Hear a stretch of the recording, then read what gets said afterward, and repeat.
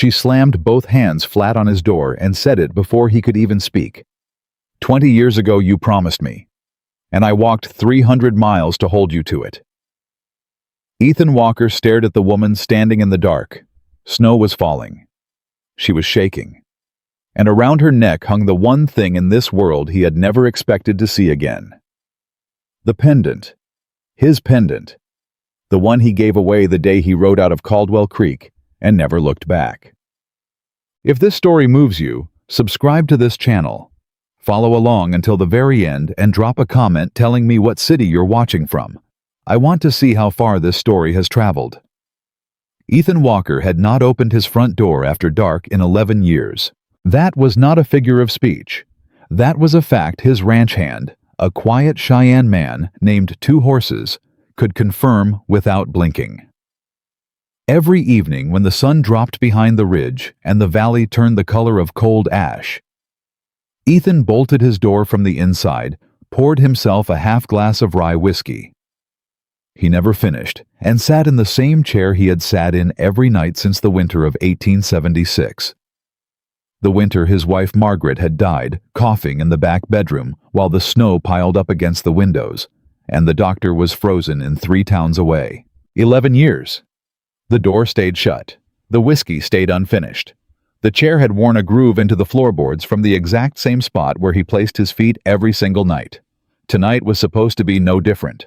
The first real snow of the season had arrived 2 days early, which Ethan took as a personal insult from the sky, because he still had 60 head of cattle in the north pasture that needed moving. He'd spent the whole day doing it himself, because 2 horses had ridden into Ridgeline to pick up feed supplies, and Ethan had come back into the house at dusk with his hands cracked and bleeding, his back screaming at him in 3 different languages, and exactly 0 patience left for anything or anyone. He'd barely gotten his boots off. He was reaching for the whiskey glass. And then the knock came. Not a polite knock. Not a nervous knock. A hammering. 2 open palms hitting wood like the person on the other side was not asking to come in, but demanding that the door acknowledge her existence. Ethan froze. He set the glass down. "Who's out there?" he called. No answer. Just another hammering of palms against the door, harder this time, and then a voice, a woman's voice, raw and hoarse and exhausted in a way that cut right through the wood and the cold and every wall Ethan had built inside himself. "Open the door, please. I know you're in there. I can see the light." Ethan crossed the room in 4 steps. He unbolted the door. He swung it open. The woman standing on his porch looked like she had been walking for a week. Her coat was the wrong weight for this weather, too thin, city-made, not built for Montana in October. Her boots were cracked at the sole. Her dark hair was loose and wet with melting snow, and her cheeks were flushed that particular shade of red that came not from warmth, but from the kind of cold that had been working on a body for hours. She had a leather bag slung over one shoulder, and she had her hands, both of them pressed flat against his doorframe, like she needed it to keep standing upright. She looked at him. He looked at her. "Ethan Walker," she said, not a question. A statement, like she was confirming something she had been repeating to herself for a very long time. "That's my name," he said. "Then I found the right man." She exhaled, and the breath came out shaky like she'd been holding it. "I need to come in." "Ma'am, I don't know who—" "My name is Clara Bennett." She said it clearly, each word deliberate. "You won't remember me, but I remember you, and I've been traveling for 19 days to get here, and if you make me stand outside one more minute, I'm going to fall down on your porch, and that will be very embarrassing for both of us." Ethan stared at her. He stepped aside. She walked in. He didn't know what he'd expected her to do when she got inside. Collapse, maybe, given how she looked. Instead, she walked straight to the center of the room, set her bag down on the floor with deliberate care, and stood with her back to him for a moment, breathing slowly, like she was giving herself time to hold herself together. Ethan closed the door. "Sit down," he said. He wasn't warm about it, but he wasn't unkind either. "Before you fall down." "I'm not going to fall down. You nearly did it on my porch." She turned around and looked at him again, and he noticed this time that her eyes were a dark greenish gray, the color of river water in late autumn, and that she was looking at him with an expression he couldn't quite name. Something between relief and caution, like a person who had finally found shelter, but wasn't sure yet if it was safe. "I need water," she said. "And then I need to talk to you." "Water first," Ethan said. He got her water. He also put a pot of coffee on without asking because she was shivering in a way she was clearly trying to hide, and coffee was the only thing in this house that could cut Montana cold in under 10 minutes. She drank the water in 3 long swallows and set the tin cup down on the table. "Thank you." Ethan sat across from her. He put his forearms on the table and looked at her straight. "Clara Bennett," he said, "you're going to need to explain to me how you know my name and what you're doing on my land at 8 o'clock at night in the first snow of the year." "I will." She reached into her coat inside pocket close to her chest, like whatever was in there mattered enough to keep near her heart, and pulled out an envelope. Old. The paper had gone soft with age, the kind of soft that happened when something had been handled too many times over too many years. She set it on the table between them. He looked at it, then at her. "What is that, a letter?" she said. "That I wrote when I was 8 years old and never sent." Ethan didn't touch it. "Clara Bennett," he said again slowly. "How old are you now?" 28. He did the math without meaning to. 20 years. "Where are you from?" he asked, and something in his voice had changed, something quieter moving underneath it. "Originally." She held his gaze. "Caldwell Creek."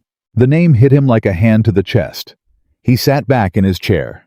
He hadn't heard those 2 words spoken aloud in longer than he could easily calculate. Caldwell Creek, a town that barely existed anymore. A town he had left at the age of 22 with $2 and a horse, and the absolute conviction that if he never looked back, the things he left behind would stop being real. "I left that town a long time ago," he said carefully. "I know," Clara said, "but before you left..." She glanced at the letter, then back at him. "You did something. For my family. And before you rode out, you said something to me."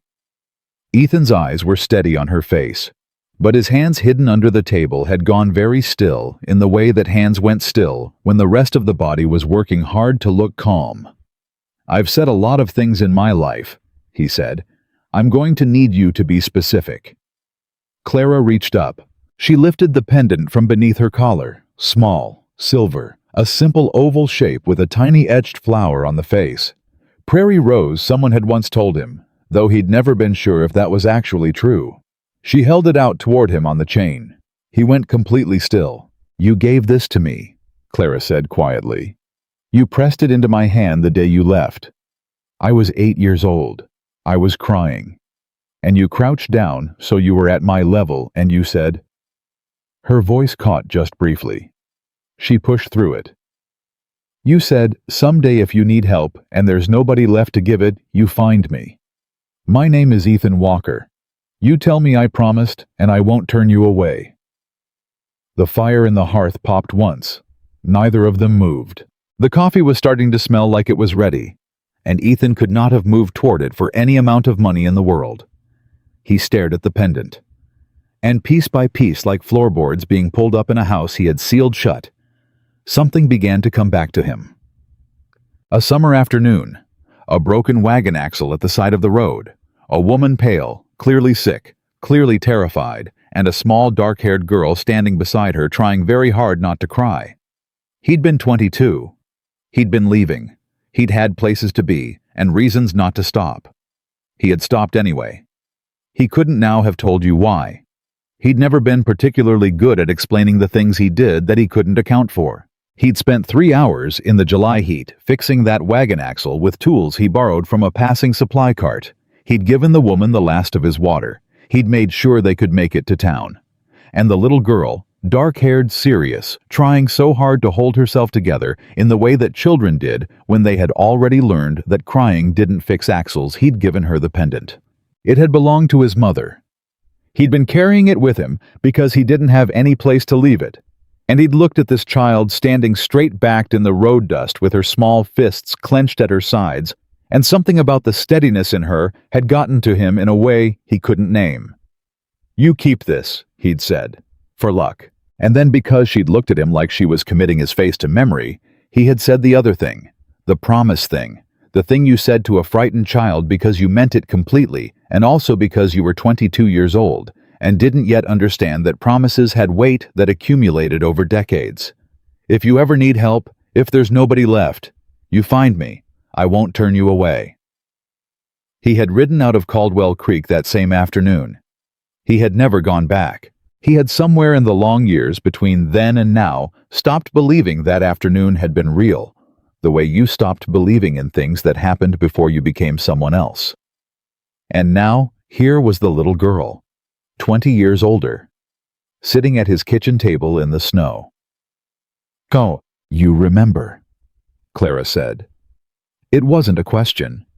Ethan realized he had been staring at the pendant for a long time without speaking. He looked up at her. "Yeah," he said. "I remember." Something in her face shifted. Something that had been braced and careful went slightly less rigid. "Good," she said, and her voice was quieter now. "Because I need you to know that I'm not here to make trouble for you. I'm not here to ask for anything unreasonable. But I'm here because I meant what I said on the porch. I've been traveling for 19 days. I have—" She stopped, steadied herself.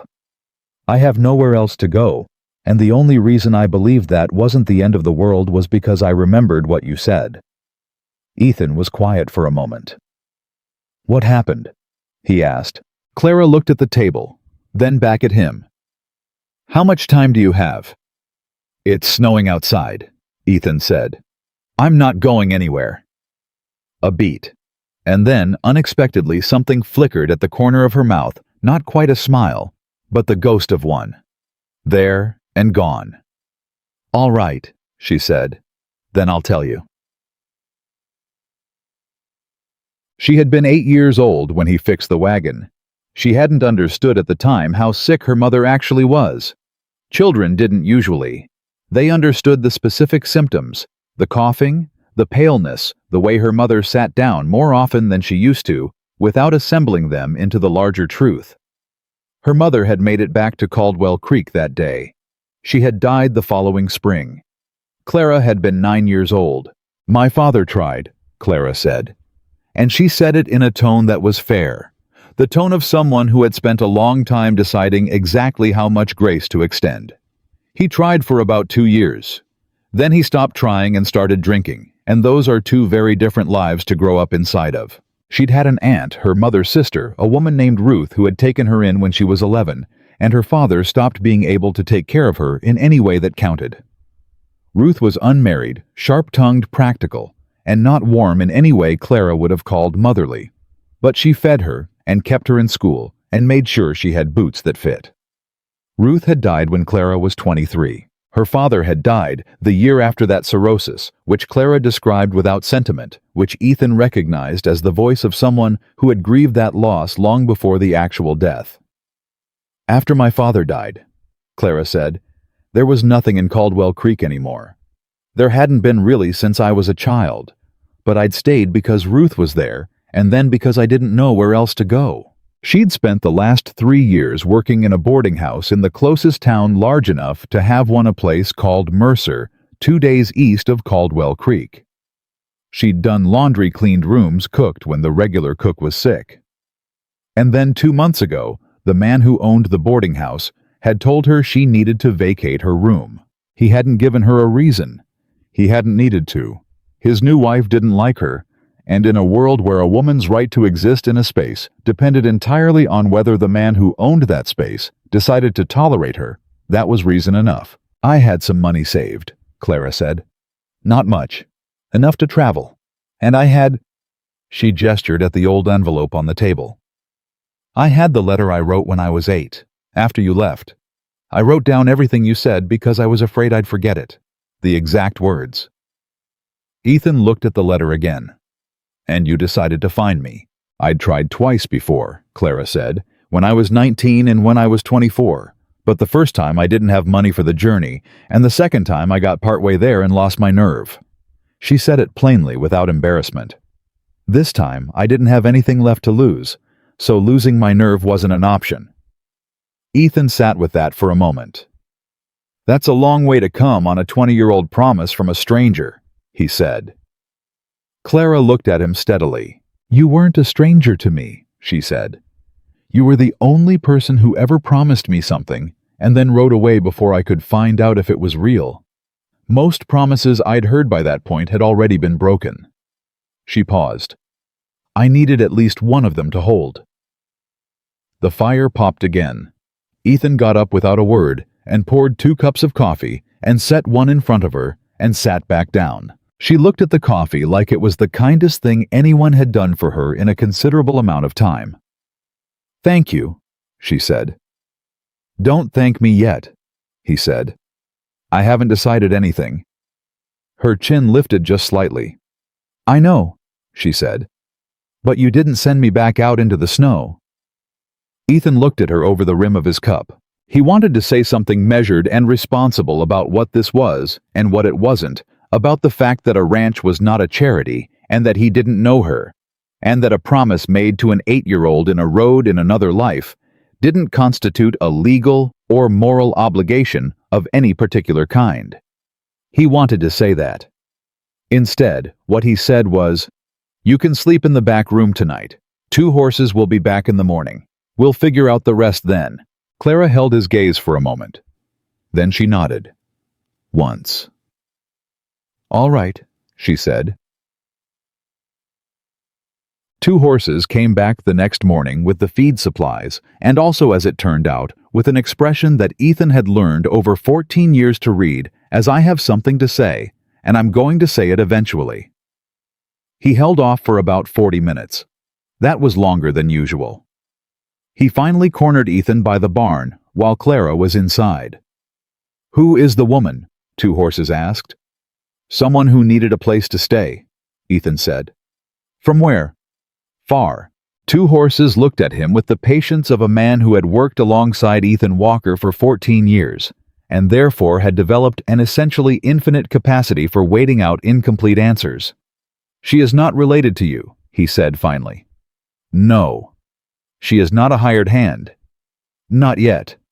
Not yet, 2 horses repeated. Ethan kept moving feed sacks and didn't say anything. She has the look, 2 horses said, of someone who has been running a very long time and has only recently stopped. Ethan looked at him sideways.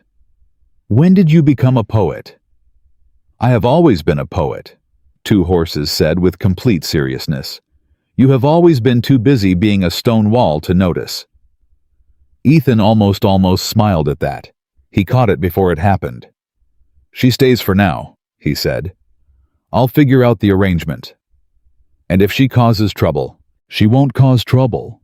He said it with a certainty that surprised him slightly, since he'd known her for approximately 12 hours. 2 horses nodded slowly. The men in town will talk, he said. The men in town always talk, Ethan said. That has never stopped anything on this ranch, and it won't start now. 2 horses picked up a feed sack. I like her, he said. You haven't spoken to her. No. 2 horses agreed. But she came inside and stood in the middle of your kitchen this morning and looked around like she was cataloging everything that needed to be fixed, and then she asked me where you kept the mending basket. That is the behavior of a person who does not cause trouble. That is the behavior of a person who fixes it. He paused. You could use more of that around here. He walked into the barn. Ethan stood in the cold for a moment, looking at nothing in particular. Then he went back inside. Meg. Clara had found the mending basket. She'd also found apparently the 3 months' worth of accounts ledger that Ethan had stopped maintaining in July because the numbers were making him angry, and anger in the face of arithmetic was unproductive.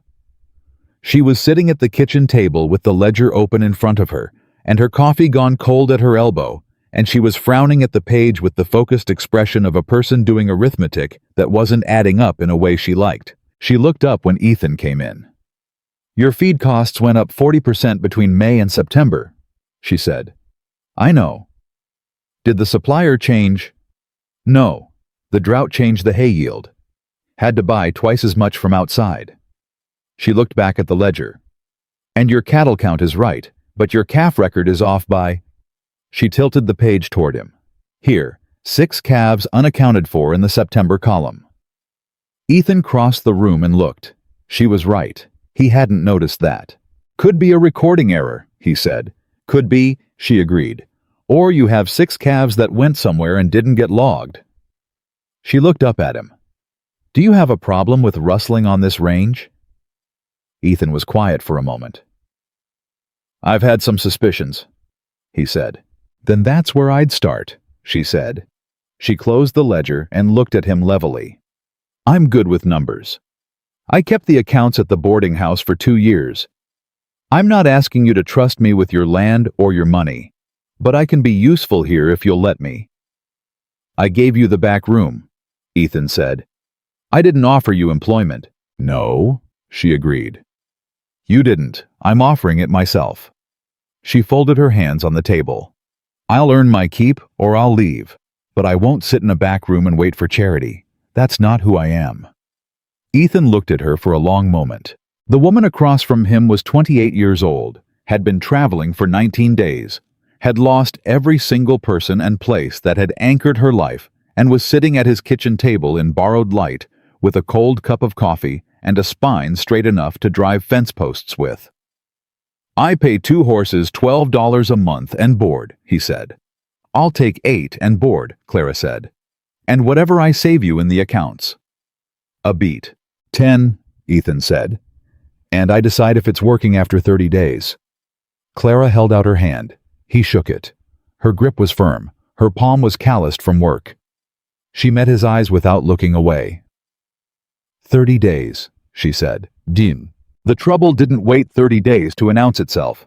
It arrived in the form of a man named Harlan Dodd, and it arrived on the 7th day after Clara came to the Walker Ranch. Ethan had heard of Harlan Dodd. Everyone in the valley had heard of Harlan Dodd, the way you heard of weather systems that were developing 2 states over, not here yet, but coming and worth watching. Dodd was a land investor from the east. Not a rancher, not a farmer. A businessman of the specific variety that looked at a map of Montana territory and saw not land to be worked, but value to be extracted. He had spent the last 3 years purchasing or acquiring through other means that ranchers in neighboring valleys had mentioned with particular expression properties throughout the region. He was interested in the Walker Ranch. He had sent a letter in August, which Ethan had put in the stove.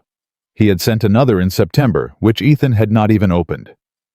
On the 7th day of Clara's stay at the ranch, Harlan Dodd arrived in person. He came in a fine carriage with a driver and a man whose sole apparent function was to stand slightly behind Dodd's right shoulder and look large. He came wearing a coat that cost more than Ethan's monthly feed bill, and he came with the particular smile of a man who had never been told no in a way that actually stuck. Ethan met him outside. He did not invite him in. Mr. Walker, Dodd said, extending a hand. Ethan looked at it for a moment before shaking it. Short grip. Brief. Mr. Dodd, I appreciate you coming out to meet me, Dodd said pleasantly, as though Ethan had had a choice about meeting a man who drove up to his front yard. I hope this isn't an inconvenient time. It's always an inconvenient time, Ethan said. What do you want? Dodd's smile stayed exactly where it was.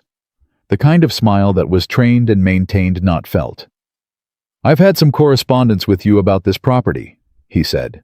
I remember. I wasn't sure you'd received. I received them, Ethan said. A small pause. Ah, Dodd said. Then I hope you've had time to consider. I put the first one in the stove, Ethan said. The second one I didn't open. So if you drove out here to hear me say I'm not interested in selling my ranch, you've had a long trip for a short answer.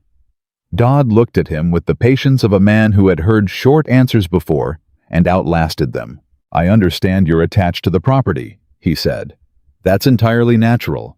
But Mr. Walker, I want to be honest with you. The economics of ranching in this valley are shifting. The drought this year, the feed costs, the market prices going. I know the market prices, Ethan said. And a man in your position. Dodd continued smooth as water going around a rock. Without family, without a partner to share the burden. Without family, Ethan repeated. Dodd blinked, only slightly. Well, what I mean is that the burdens of running an operation this size alone. I'm not alone, Ethan said. Dodd paused. Behind Ethan, the front door had opened. Clara stood in the doorway. She had a dish towel in her hands, and she was looking at Dodd with an expression of polite assessment, not hostile, not warm, just measuring. Dodd's eyes moved to her, and Ethan watched something shift in that calculations behind the eyes expression. Mrs. Walker, Dodd said, pivoting smoothly. Miss Bennett, Clara said. I manage the accounts in the household.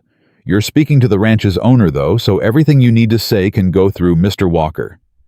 A tiny silence. Of course, Dodd said. He looked back at Ethan. I hope you'll reconsider my offer, he said. I'll be in the area for another week. The door is open. Mine isn't, Ethan said. Dodd nodded slowly with the expression of a man filing something away for later. Good afternoon, then, he said. He got back in his carriage. He drove away. Ethan stood and watched him go. Clara moved to stand beside him. He's not going away, she said quietly. No. Ethan agreed. He's been talking to other people in the valley, she said. Before I came here in the last town, I passed through Ridgeline. I heard his name twice. Both times it was connected to a ranch that had sold. One of those ranchers... She paused. One of those ranchers hadn't wanted to sell. Ethan looked at her. How do you know that? Because I talked to his wife, Clara said simply. She was in the general store. She had that look. She didn't elaborate on what look. She didn't need to. Ethan turned back toward the empty road. He thinks I'll break, he said. Not angry, just stating a fact about a person's incorrect assessment. Yes, Clara said, he does. Because I have no reason to fight. Clara was quiet for a moment. You had no reason to fight, she said. Last week. Ethan looked at her. She looked back at him with those river water eyes, steady and serious, and he felt something move in his chest. Something that had been sitting still for a very long time. He didn't name it. Not yet. Go check the ledger, he said. I want to know the actual numbers on those missing calves before sundown. Already started, Clara said. She went back inside. Ethan stood in the cold a moment longer. Then he followed her. God. The 30 days passed. Not quietly. A week after Dodd's visit, Ethan noticed that the fence line on the north edge of his property had been cut. Clean cut, not broken wire cutters, not weather. 2 horses found the same thing on the east boundary 3 days later.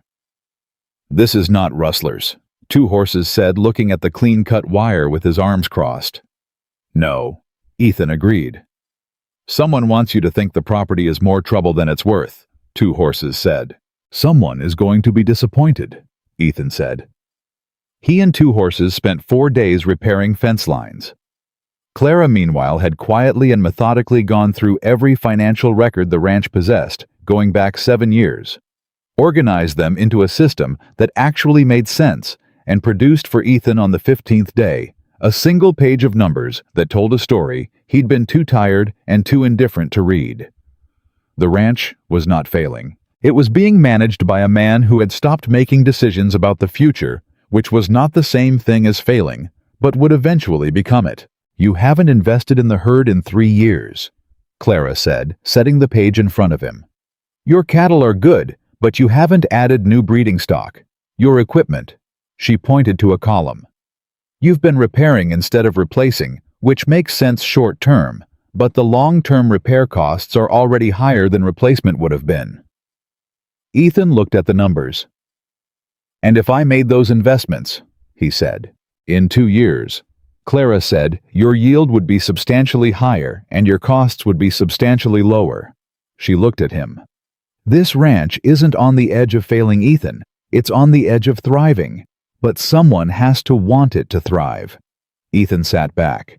You sound like you've been wanting to say that for a while, he said. 15 days, she agreed. I've been waiting until I had the numbers to back it up. Ethan looked at her. He had over 15 days begun to notice things about Clara Bennett, the way you began to notice the furniture, in a room you spent a lot of time in, not all at once, but piece by piece. She was precise. Not rigid, but precise, she thought before she spoke. And when she spoke, she meant what she said, and only what she said.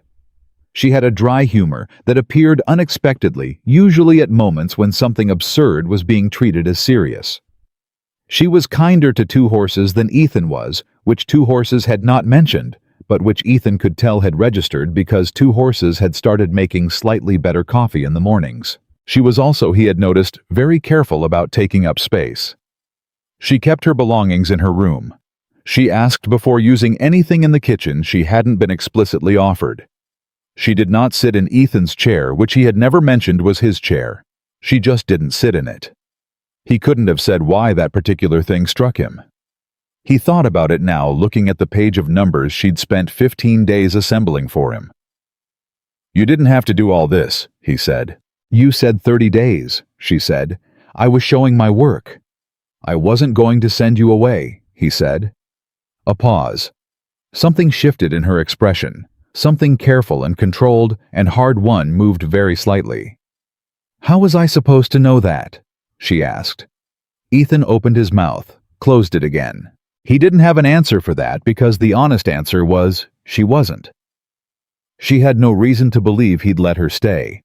She had a 20-year-old promise and a pendant and nothing else, and she'd spent 15 days working as though her life depended on it, because from where she was standing, it might have.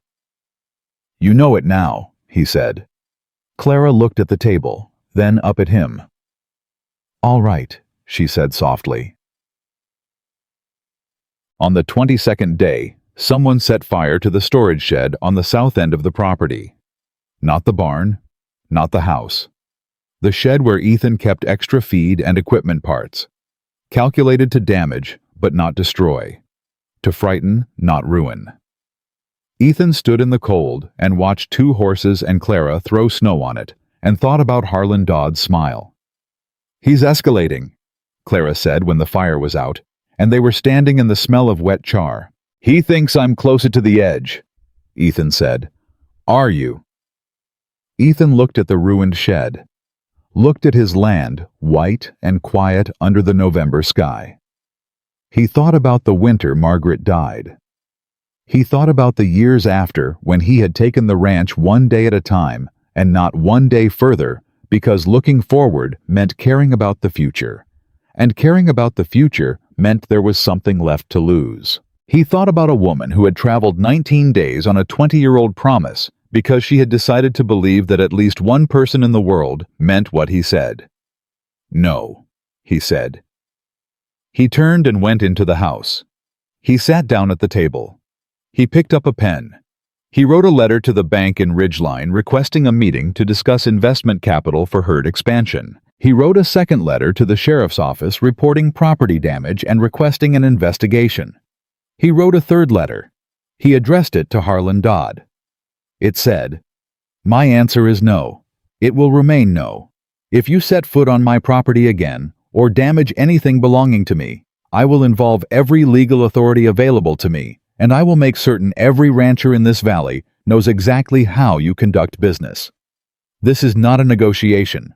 This is a final statement. Ethan Walker, Walker Ranch. He sealed all 3 letters. He gave them to Two Horses to take to town in the morning. Clara had watched him write. She hadn't said anything. When he put down the pen, she said, You didn't sleep last night. No. Are you all right? He looked at her for a moment. I'm angry, he said. That's different from not all right. Something in her face, something she'd been carrying for 22 days, quiet and careful, and always slightly braced, eased. Good, she said. Angry is good. Angry means you care. Ethan looked at the sealed letters on the table. I haven't cared about much in a long time, he said. I know, Clara said. She picked up the letters. She set them carefully by the door, ready for morning. and neither of them said anything else. But the silence between them was different than it had been on the first night. It had weight now, good weight, the kind of weight that meant something was there. On the 30th day, Ethan didn't say anything about the 30 days. Clara didn't mention it either. Two Horses brought a slightly larger than usual pot of coffee to the morning, which was his way of noting that something had been decided. Clara was at the table with the ledger. Ethan sat down across from her. He put a second key to the front door on the table. She looked at it, then at him. "Don't make it into something big," he said before she could speak. "It's a key. The door is yours as much as mine. That's practical, not—" He stopped. "It's practical." Clara picked up the key. She held it for a moment. "All right," she said. "And your salary goes to 12, he said. She looked up. "You earned it," he said. "The ledger alone paid for 3 months of your wage." Clara set the key down on the table in front of her. She looked at it for a long moment, and Ethan, watching her, thought he saw something cross her face that she was working hard to keep from being visible. Something raw and worn and relieved in a way that went much deeper than a salary or a key. She had been somewhere safe for 30 days, and she was still here, and the door was hers. "Thank you," she said, very quietly. "Don't." "I know," she said. "I know you're going to say don't thank you, but I'm going to anyway, so you might as well let me." Ethan looked at her. "All right," he said. Outside, the snow kept falling. The Walker Ranch stood against the cold, unchanged in outline, but already in ways that didn't show from the outside something different than it had been a month ago. Not fixed, not finished, but no longer waiting to end. And that all of that was only the beginning, because what none of them knew yet was that Harlan Dodd had not received Ethan's letter and simply accepted it. He had received it, and he had started making a different kind of plan. One that wouldn't come at the fence lines or the storage shed. One that would come at something far more vulnerable. It would come at the question of who Clara Bennett actually was, and what her presence on this ranch really meant. Neither of them said it yet, but both of them knew it was there, sitting between them at that kitchen table, like a third person who hadn't been invited and wasn't leaving. And the question was no longer whether it existed, but how long two stubborn and careful people could keep pretending it didn't. The answer, as it turned out, was not much longer. But before that, there was still Harlan Dodd. Because men like Harlan Dodd did not receive a legal expungement and a letter from a Helena attorney and simply fold their hand and ride away. They recalculated. They found another angle. And when the first two angles had failed the economics, the reputation there was always a third. Ethan knew it was coming. He just didn't know what shape it would take. He found out on a Monday morning when Two Horses came back from Ridgeline and stood in the kitchen doorway with the expression Ethan had learned over 14 years to read, as I have something to say, and you are not going to like it. Someone has been asking questions in town, Two Horses said. About Miss Bennett, about where she came from, about her family, about why she is here. Ethan set down his coffee. What kind of questions? The kind designed not to look like questions, Two Horses said. Someone is building a picture of her, using the town to do it. Dodd? Ethan said. That would be my thought. Two Horses agreed. Ethan stood still for a moment doing what he always did, which was taking a situation and not reacting to it until he understood it completely. Don't tell Clara yet, he said. Two Horses blinked. Why not? Because I want to know what he's looking for before I tell her someone's looking. She has a right to know, Two Horses said. Give me 2 days. Two Horses picked up his hat. 2 days, he said. He walked out. What Ethan found over those 2 days came in pieces, and each piece was worse than the one before it. The first came from Cole Briggs, the deputy sheriff who told him over coffee at the far end of the sheriff's office that Dodd had filed a formal inquiry with the county records office requesting documentation tied to a family named Bennett in Caldwell Creek going back 20 years. Ethan walked out of the sheriff's office and stood in the cold and breathed slowly, Dodd wasn't going after the ranch through economics anymore. He was going after it through Clara, through her past, through whatever was buried in old property records from a town she'd left behind. The second piece came from old Pete Hollis at the feed store, who remembered the Bennett family without much prompting. Thomas Bennett. Small farm on the east side of Caldwell Creek. Died drinking. Wife died before him. And there had been something, a lien, a disputed claim going back to the grandfather. Never resolved. The kind of thing that sat in county records for decades, because nobody with the money or knowledge to fix it ever came along. Ethan paid for the coffees and left. He understood now exactly what Dodd was constructing. He couldn't destroy Clara legally. The lien was old, weak, probably uncollectible. But he didn't need to destroy her. He just needed to attach enough doubt to her name that Ethan looked reckless for taking her in. Enough to make the bank hesitate. Enough to make the town whisper. Not a real case, a reputation strategy. He rode home faster than he'd ridden anywhere in years. He told her that evening. All of it. Directly, without softening any part of it, because Clara Bennett was not a woman you soften things for. She listened without interrupting once. When he finished, the kitchen was quiet. Then she said, "He's not wrong about the lien." Ethan stared at her. "What?" "There was one," she said. Her hands on the table had gone very still. "On my grandfather's land.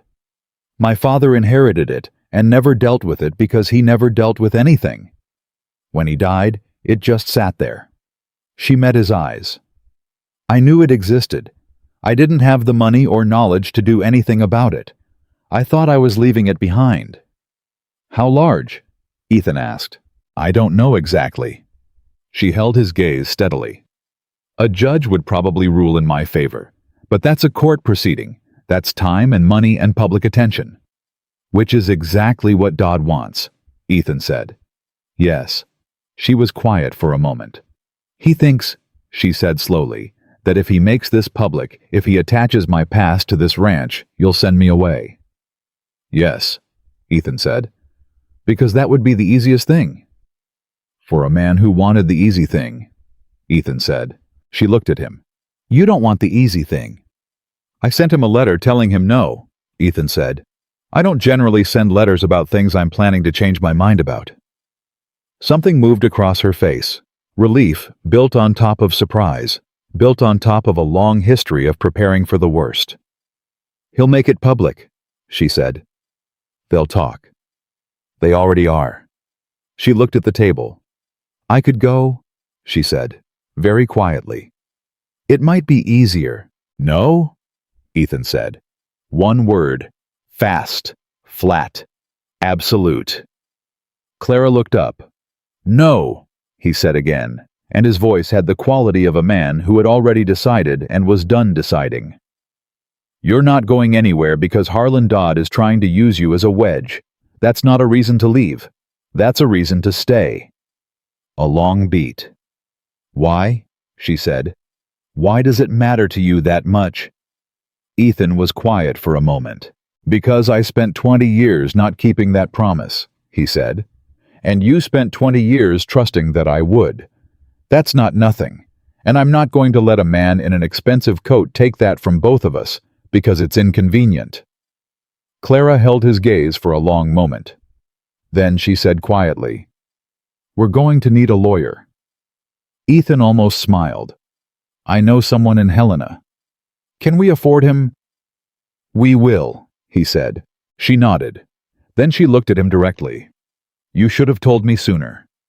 The 2 days you spent finding out before telling me, you should have told me right away." Ethan didn't say anything. "I'm not fragile," she said.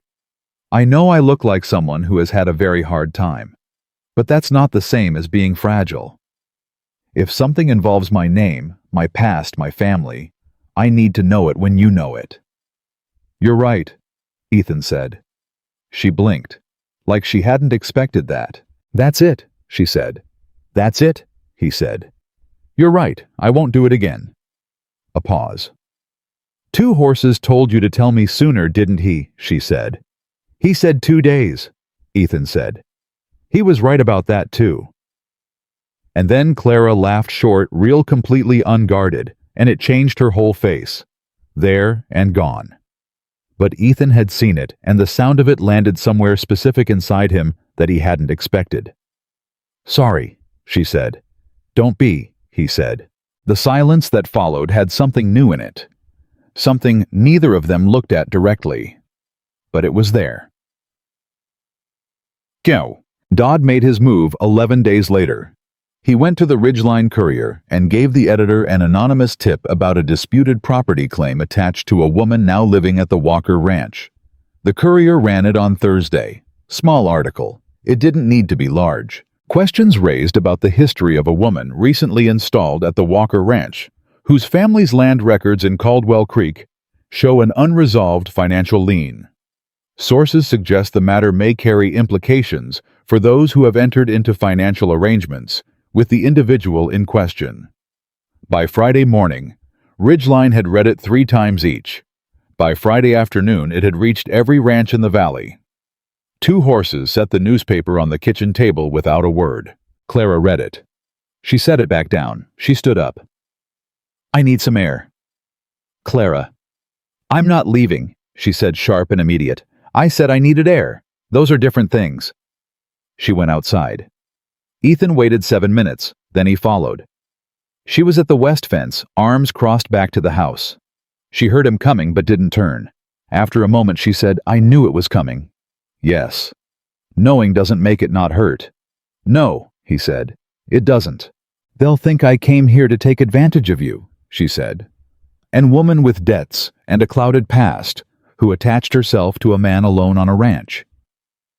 "Nobody who knows me thinks that," Ethan said. "Some of them will. Some of them would think bad things about a Tuesday sunrise if they could find an angle," he said. "I've stopped caring what that kind of person thinks." "You have," she said. "I haven't had the luxury of that yet." He looked at her profile. "Tell me what you need," he said. She turned. Her eyes were dry. "I need to fight this properly," she said. "The lien. Resolved legally. Not just for this ranch, for my name." "The lawyer in Helena. I wrote to him yesterday," she said. "After you told me. I used the address you gave me." Ethan stared at her. "Before the article even ran, I knew it was coming," she said. "You said so yourself." She held his gaze. "I didn't ask your permission because this is my fight. Is that a problem?" "No," he said. "But the cost comes from ranch funds, not your salary." She opened her mouth. "This is my ranch," he said. "That article is an attack on my ranch as much as you. The fees are a ranch expense. That is not a negotiation." A long beat. "Fine," she said. They stood by the fence a moment longer. Then Clara said quietly, "I just want one thing in my life to not be complicated by what my father did or didn't do." Ethan looked out at the land. "My wife died in the back room of this house," he said. "I spent 11 years telling myself that was just weather, that it wasn't my fault. And somewhere underneath that, I was also telling myself it was exactly my fault, and I deserved every quiet day since." He paused. "The weight we carry from other people's failures. I understand it." Clara looked at him. "You've never told anyone that," she said. "No," he said. "Why are you telling me?" "Because you told me something true," he said. "Seemed fair." She turned her face back to the land. "We're going to beat him," she said. "Not a question, a decision." "Yes," Ethan said. They went back inside. The lawyer Gerald Marsh arrived from Helena within the week. He sat at the kitchen table, reviewed everything Clara had assembled, and gave his assessment without wasting words. The lien was technically real, but the man who filed it had died in 1869 with no heirs. The claim should have dissolved automatically. It hadn't because nobody filed to remove it, but that was a clerical absence, not a legal liability. A judge would expunge it without difficulty. "Dodd knows this," Marsh said, "which means the newspaper article wasn't a legal strategy, it was a reputation strategy. He doesn't need a real case. Clara said. "He just needs enough doubt." Marsh looked at her with the expression of a man adjusting his estimate upward. "Exactly. So, we file to expunge the lien immediately that makes the Courier article look either dishonest or incompetent. And we send a letter to Dodd's representation, noting that his inquiry appears to have been made in bad faith toward a private individual." "Do it," Ethan said. The expungement came through on a Thursday. Clara read the telegraph. She set it down on the table and pressed both hands flat on the surface and closed her eyes for just a moment, the way you did when something you'd been carrying was suddenly officially no longer yours to carry. "It's done," she said. "It's done," Ethan said. She opened her eyes, looked at him, and for just a moment, the precise self-contained woman who had walked into his kitchen 6 weeks ago was gone, replaced by something younger and less defended. Something that had been held together by will alone for a very long time. Then she blinked, and it was Clara again. "I want to write to Marsh today," she said. "And we need to look at the herd investment figures." "Clara," Ethan said. She stopped. "You're allowed to take a minute," he said. She looked at him. "A minute," she said. "At least a minute." She sat down. She looked at the telegraph in her hand. And Ethan Walker, who had not known what to do with someone else's feelings for most of his adult life, sat across from her and said nothing, and that turned out to be exactly right. After exactly 1 minute, she straightened up. "All right," she said. "Now we deal with the bank." "Now we deal with the bank," he agreed. Outside, the snow kept falling. But the Walker Ranch was still standing, and the two people inside it had, without quite naming it, become something to each other that neither of them had expected when this had started. That fact sat between them quiet patient, waiting for the moment when one of them would finally say it out loud. Neither of them said it yet, but both of them knew it was there. Neither of them said it yet, but both of them knew it was there, sitting between them at that kitchen table, like a third person, who hadn't been invited and wasn't leaving, and the question was no longer whether it existed, but how long two stubborn and careful people could keep pretending it didn't. The answer, as it turned out, was not much longer. But before that there was still Harlan Dodd, because men like Harlan Dodd did not receive a legal expungement and a letter from a Helena attorney and simply fold their hand and ride away. That was not how men like Dodd operated. They recalculated. They found another angle. And when the first two angles had failed the economics, the reputation there was always a third. Ethan knew it was coming. He didn't know what shape it would take. He found out on a Monday morning in December, 6 weeks after Clara had arrived, when a rider came up the road from Ridgeline with a sealed envelope addressed not to Ethan Walker, but to Miss Clara Bennett, care of the Walker Ranch. 2 horses brought it inside without expression and set it on the table where Clara was eating breakfast. She looked at the handwriting on the envelope. She set down her fork. "Do you know who that's from?" Ethan asked. "No," she said. "But whoever it is knew I was here, knew my full name, and sent it to the ranch instead of to me directly." She picked up the envelope. "That's not someone being polite. That's someone making a point." She opened it. She read it. Her face did not change. Not the way most people's faces would have changed. It went very still, instead the way a body went still when the mind was working too fast for the rest of it to keep up. She set the letter down on the table and pushed it toward Ethan. He read it. It was from a man named Samuel Pruitt, no relation to Agnes Pruitt, as far as Ethan knew, who identified himself as a representative of a legal firm in Denver, Colorado. The letter stated in the careful language of a man who had been trained to say dangerous things in ways that sounded almost reasonable, that Mr. Pruitt's client had reason to believe that Miss Clara Bennett was currently residing at the Walker Ranch, under circumstances that, given her family's outstanding financial history, constituted a potential conflict of interest for any business arrangements the ranch might be entering into, and that Mr. Pruitt's client wished to bring this to Miss Bennett's attention before any formal proceedings became necessary. It was not signed by Dodd, but it didn't need to be. Ethan set the letter down. "He hired a Denver lawyer," he said. "To send a letter that doesn't actually say anything actionable," Clara said. "It's a warning shot. He's telling me he's not done. He's telling you to leave, Ethan said. Yes. Are you going to? She looked at him with an expression that on a different face might have been offense. On Clara's face it was something quieter, the expression of a person who had already answered this question inside herself and was mildly surprised it needed to be asked out loud. No, she said.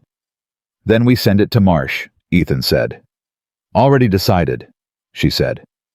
She picked up her fork and went back to her breakfast. Ethan watched her for a moment.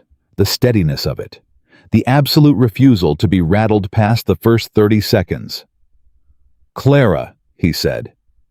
She looked up. He's going to keep pushing, Ethan said. Not as a warning, she knew that. He said it because he needed to say the rest of it. He's going to keep pushing, and I want you to know that every time he does, my answer is the same as it's been from the beginning. You're here. That's not changing.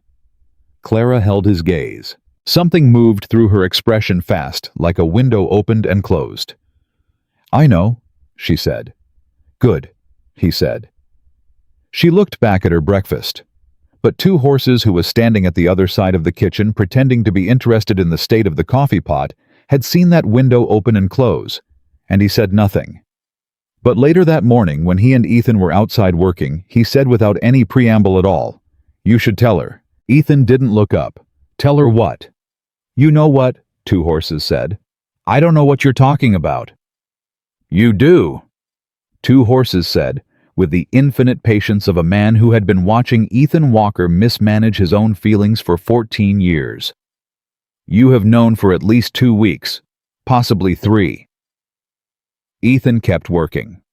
The timing, he said, is not right. The timing, Two Horses said, is what you tell yourself when the real reason is that you're afraid. Ethan was quiet. She came here for help, he said finally. Not for... She came here for a promise, Two Horses said. She did not come here to be managed carefully for the rest of her life because you have decided in advance what she wants. He picked up a tool.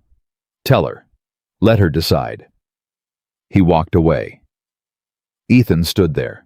He did not tell her that day, but he thought about it for the rest of the week in a way that was different from how he'd thought about anything in 11 years, with something that was not quite hope and not quite fear, but lived exactly in the space between the two. The bank meeting was on a Wednesday.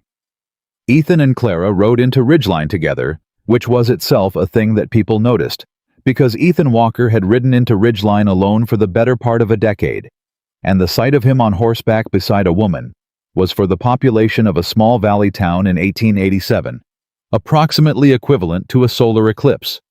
They noticed. They didn't say anything. Not to his face. The bank manager was the man named Arthur Finch. 50s. Careful the kind of man who wore the same expression for good news and bad news, because in his line of work, the difference between the two sometimes took years to clarify. He had received Ethan's letter requesting the investment meeting, and he had, Ethan suspected, also read the Courier article and the follow-up notice about the expungement, and was doing what careful men did with complicated situations, which was waiting to see which way the weight fell before committing to anything. They sat across from Finch in his office. Clara set the ledger on his desk. She had reorganized it again in the week before the meeting, not just the accounts, but a full projection. 2 years out. Cost columns and yield columns, and a comparison between the current trajectory and the projected trajectory after herd investment. She had done it without being asked, and without telling Ethan she was doing it until it was done, at which point she'd set it in front of him. Said, "Tell me if the numbers are wrong," and waited. The numbers were not wrong. Finch looked at the ledger for a long time. He asked 3 questions. Clara answered the first 2 before Ethan could. Ethan answered the third. Finch looked between them with the expression of a man recalibrating something he had assumed going into the meeting.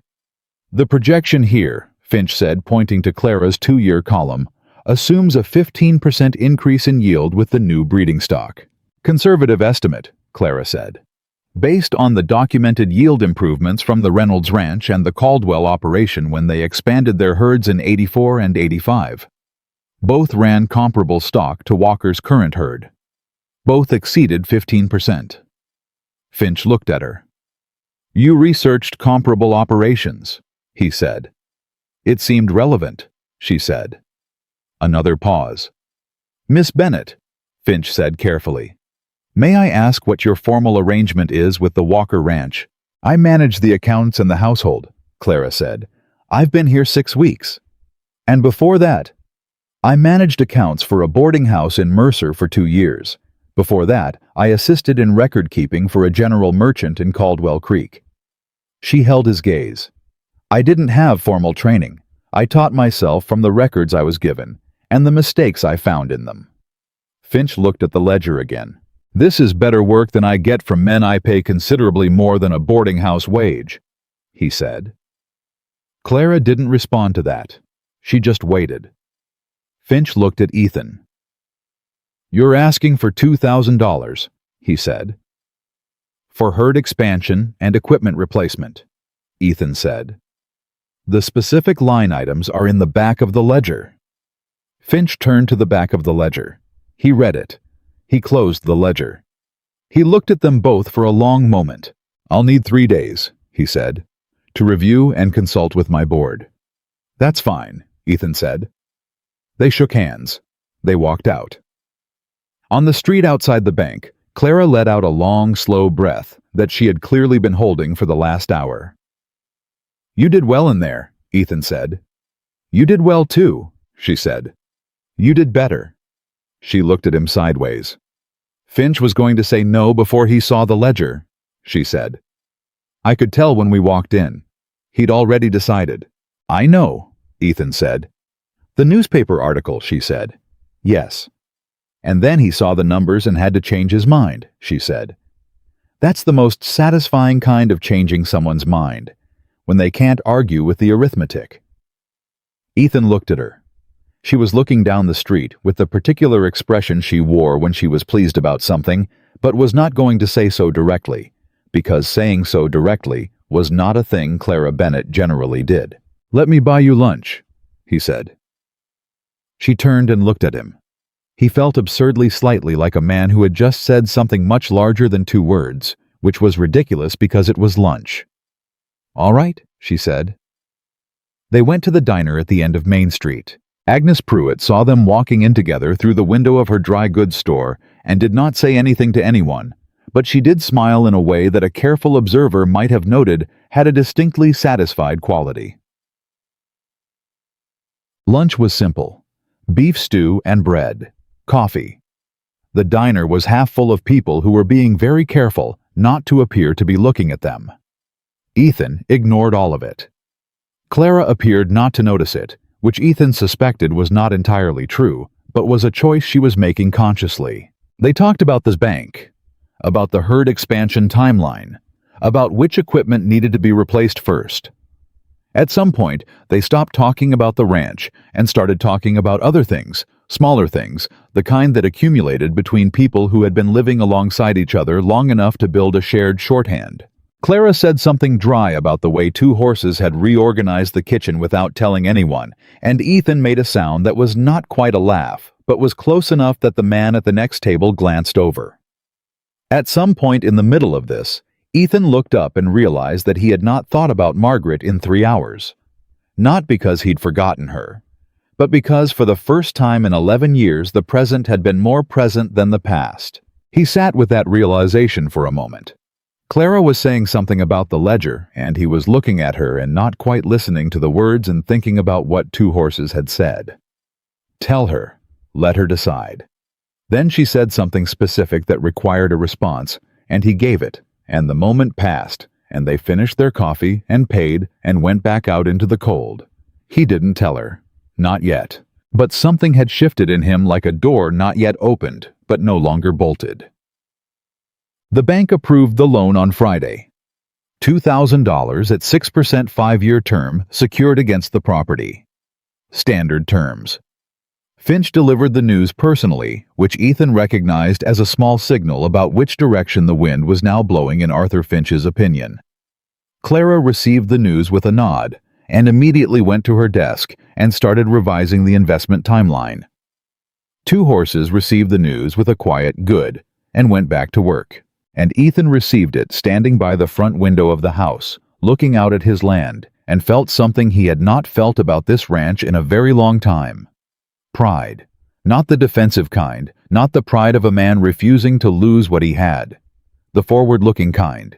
The kind that came from believing something good was ahead.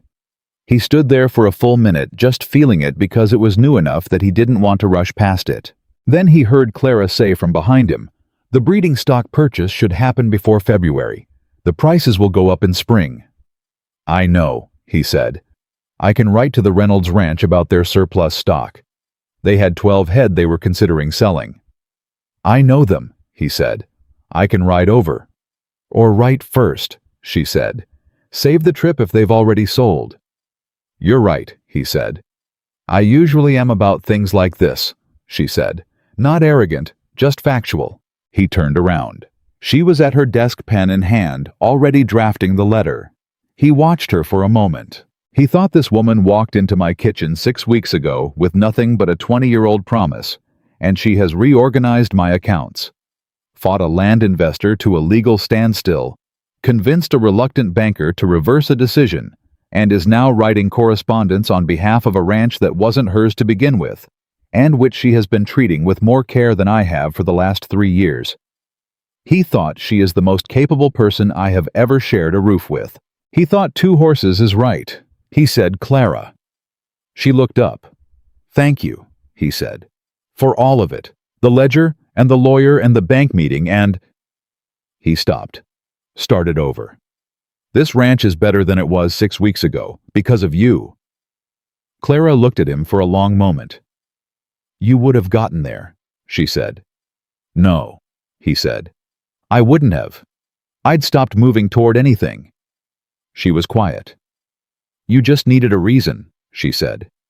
"Yes," he said. The word sat there. They both knew what it meant. Neither of them said the rest of it. Clara looked back at her letter.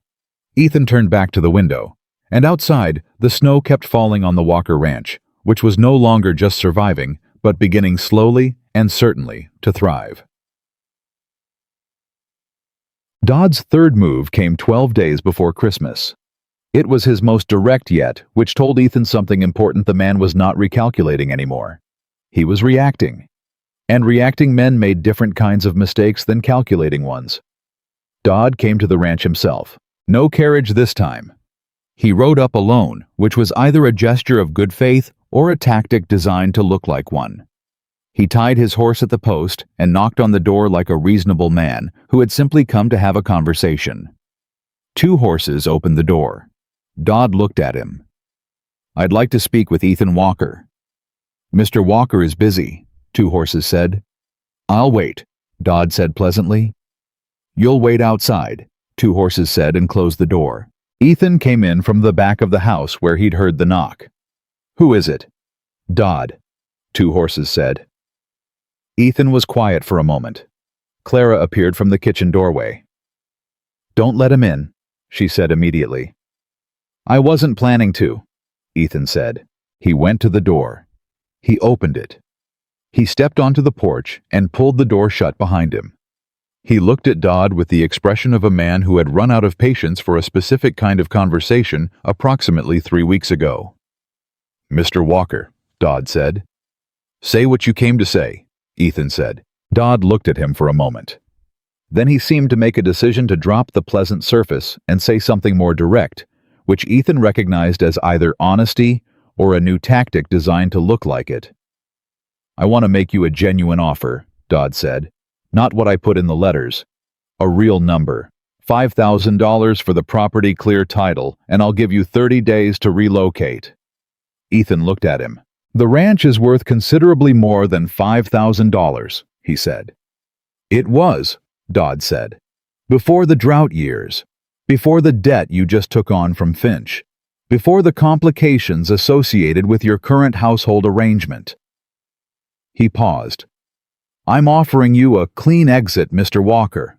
Take it. Use the money. Start somewhere without all of this attached to it." All of this, Ethan said. The history, Dodd said. The woman, the... Stop, Ethan said. Dodd stopped. Ethan looked at him steadily. You've burned my fence lines, he said. You've set fire to my storage shed. You've used a small-town newspaper to slander a woman who works for me. You've hired a Denver attorney to send threatening letters. And now you're standing on my porch offering me $5,000 for a ranch worth 3 times that and calling it a clean exit.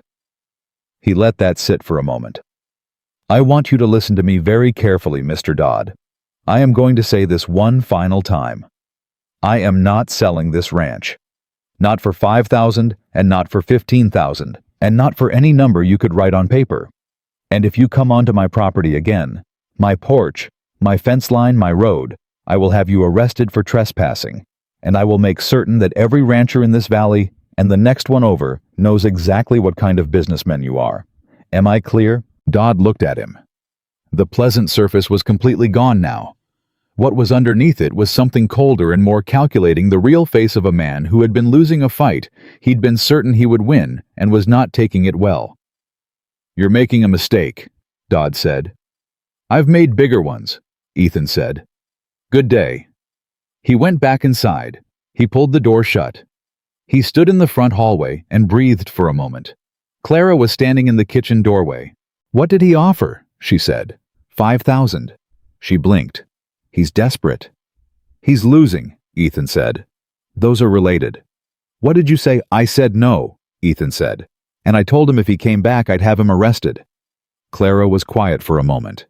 Can you actually have him arrested? She said. Marsh says yes, Ethan said. If he steps foot on the property uninvited again, there's enough documented pattern of harassment to bring a trespassing case. She nodded slowly. And will he come back? She said. I don't know, Ethan said honestly. But you think he might? I think desperate men do unpredictable things, he said.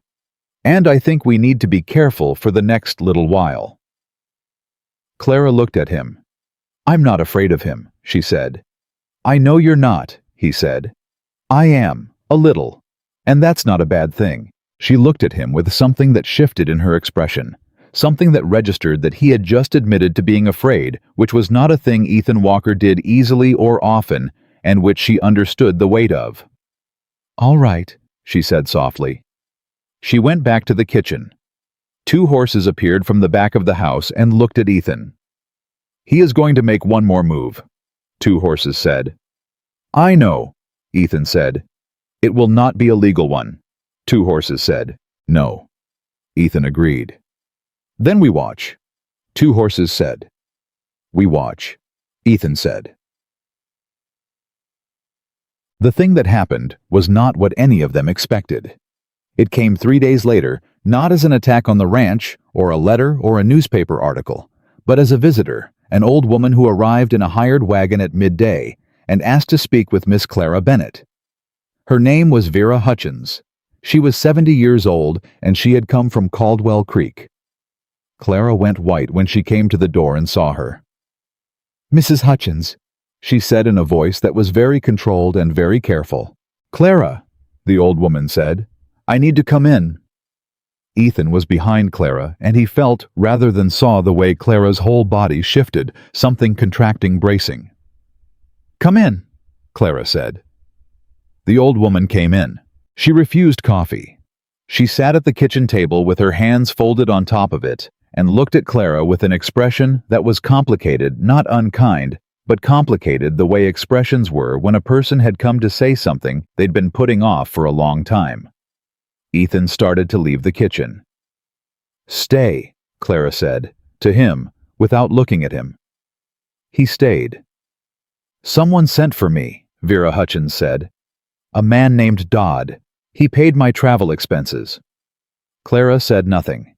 He wanted me to come here and tell you something, Vera said. Something from Caldwell Creek, about your father. I know what my father was, Clara said. Not all of it, Vera said quietly. A silence. Clara's hands were flat on the table, both of them, very still. Tell me, she said. Vera Hutchins looked at her for a moment. "Your father," she said, "before he died. He came to see me. I had been a friend of your mother's since before you were born. He was not well, not just the drinking. He was sick too, the regular kind. He knew he didn't have long." She paused. "He gave me a letter. He asked me to give it to you when the time was right. He said—" Her voice caught very slightly. "He said he knew the time would never feel right, but to give it anyway." She reached into her coat. She put a letter on the table, an envelope, worn at the edges. Someone had written Clara on the front in unsteady handwriting. Clara stared at it. She did not touch it. "He gave this to you," she said, 5 years ago. "Yes," Vera said. "And you're giving it to me now," Clara said, "because a man named Dodd paid your travel expenses." Vera Hutchins looked at her steadily. "I'm giving it to you now," she said, "because I should have given it to you 5 years ago, and I was too much of a coward. Dodd's money just bought the wagon. The letter was always yours." She paused. "Whatever is in that letter, I don't know what it says. He sealed it himself. But I think it's the thing he should have said while he was alive and couldn't." She stood. She looked at Clara. "I'm sorry it took me this long," she said, simply, without excess. She left. The kitchen was very quiet. Clara sat looking at the letter for a long time without touching it. Ethan stood where he was. He did not say anything. He did not move toward her or away from her. He just stayed present, close quiet, because that was what you did when someone was standing at the edge of something they had to cross alone. After a long time, Clara reached out. She picked up the letter. She held it for a moment, just feeling the weight of it. Then she said without looking up, "Will you stay while I read it?" "Yes," Ethan said. He sat down across from her. She opened the letter. She read it. He watched her face. He watched a woman who cried approximately never, who had built a spine of pure steel and maintained it through losses that would have broken most people who had traveled 300 miles on faith alone, and walked into a stranger's house and made it into something real. He watched that woman read 4 pages in her dead father's unsteady handwriting, and he watched her eyes fill, and he watched her not let the tears fall, and he watched her press her lips together and breathe slowly, and he felt something in his chest that was so large and so specific that it took every bit of control he possessed not to cross the table and put his arms around her. She finished the letter. She set it down. She sat for a moment. Then she said very quietly, "He was sorry." "Yes," Ethan said. "He knew," she said. "He knew what he'd done to me, and what he hadn't done, and what I'd had to manage because he couldn't. And he was sorry." "Did that help?" Ethan said. A long pause. "I don't know yet," she said honestly. She looked up at him. Her eyes were dry now. She'd held the line. But she looked for just a moment like the 8-year-old in the road in Caldwell Creek who was trying so hard not to cry and didn't entirely know why it mattered so much to be brave right now, except that it did. And Ethan Walker, who had spent 11 years sitting alone in a chair next to a door he never opened, crossed the table. He sat beside her. He put his hand over hers on the table. He didn't say anything. He just stayed. Clara looked at his hand over hers. She turned her hand over. She held on. And neither of them said the thing that was sitting between them, because there were no words for it yet that were equal to what it was. But they didn't need words. They had this 2 hands on a table, in a warm kitchen on a cold Montana afternoon, and the certainty quiet and absolute that neither of them was alone anymore. They stayed like that for a long time. Outside, the snow fell on the Walker Ranch steadily, and without hurry, covering everything in white. The fence lines Dodd had cut, and they had mended the shed that had burned and been rebuilt, the land that someone had tried to take from them and failed. All of it still standing. All of it theirs. And inside at a kitchen table, 2 people who had each spent 20 years becoming someone strong enough to hold the other one's weight, finally quietly began to do exactly that. They stayed like that for a long time. 2 hands on a table in a warm kitchen, holding on. And when Clara finally let go, she did it slowly, The way you let go of something you weren't entirely sure you were ready to release, and the absence of Ethan's hand over hers was something she felt in a way that was specific and clear and impossible to pretend otherwise. She folded her father's letter. She put it back in the envelope. She set it on the table and looked at it for one more moment, the way you looked at something that had changed the shape of the room just by being in it. Then she said, "I need to think about what to do with Dodd." Ethan looked at her. "That's what you want to talk about right now," he said. "That's what needs to be talked about," she said. He recognized the pivot. The way she moved from feeling something back to doing something fast, clean, decisive. He'd watched her do it a dozen times in 2 months. He understood now that it wasn't avoidance exactly. It was the way she survived. You felt the thing, you acknowledged it, and then you put it somewhere you could carry it, and you kept moving. You kept moving because stopping was what had broken her father, and she had decided a long time ago that it was not going to break her. He respected it. He also knew in a way he hadn't known anything clearly in 11 years that someday, not today, but someday, she was going to need someone to tell her that stopping was also allowed.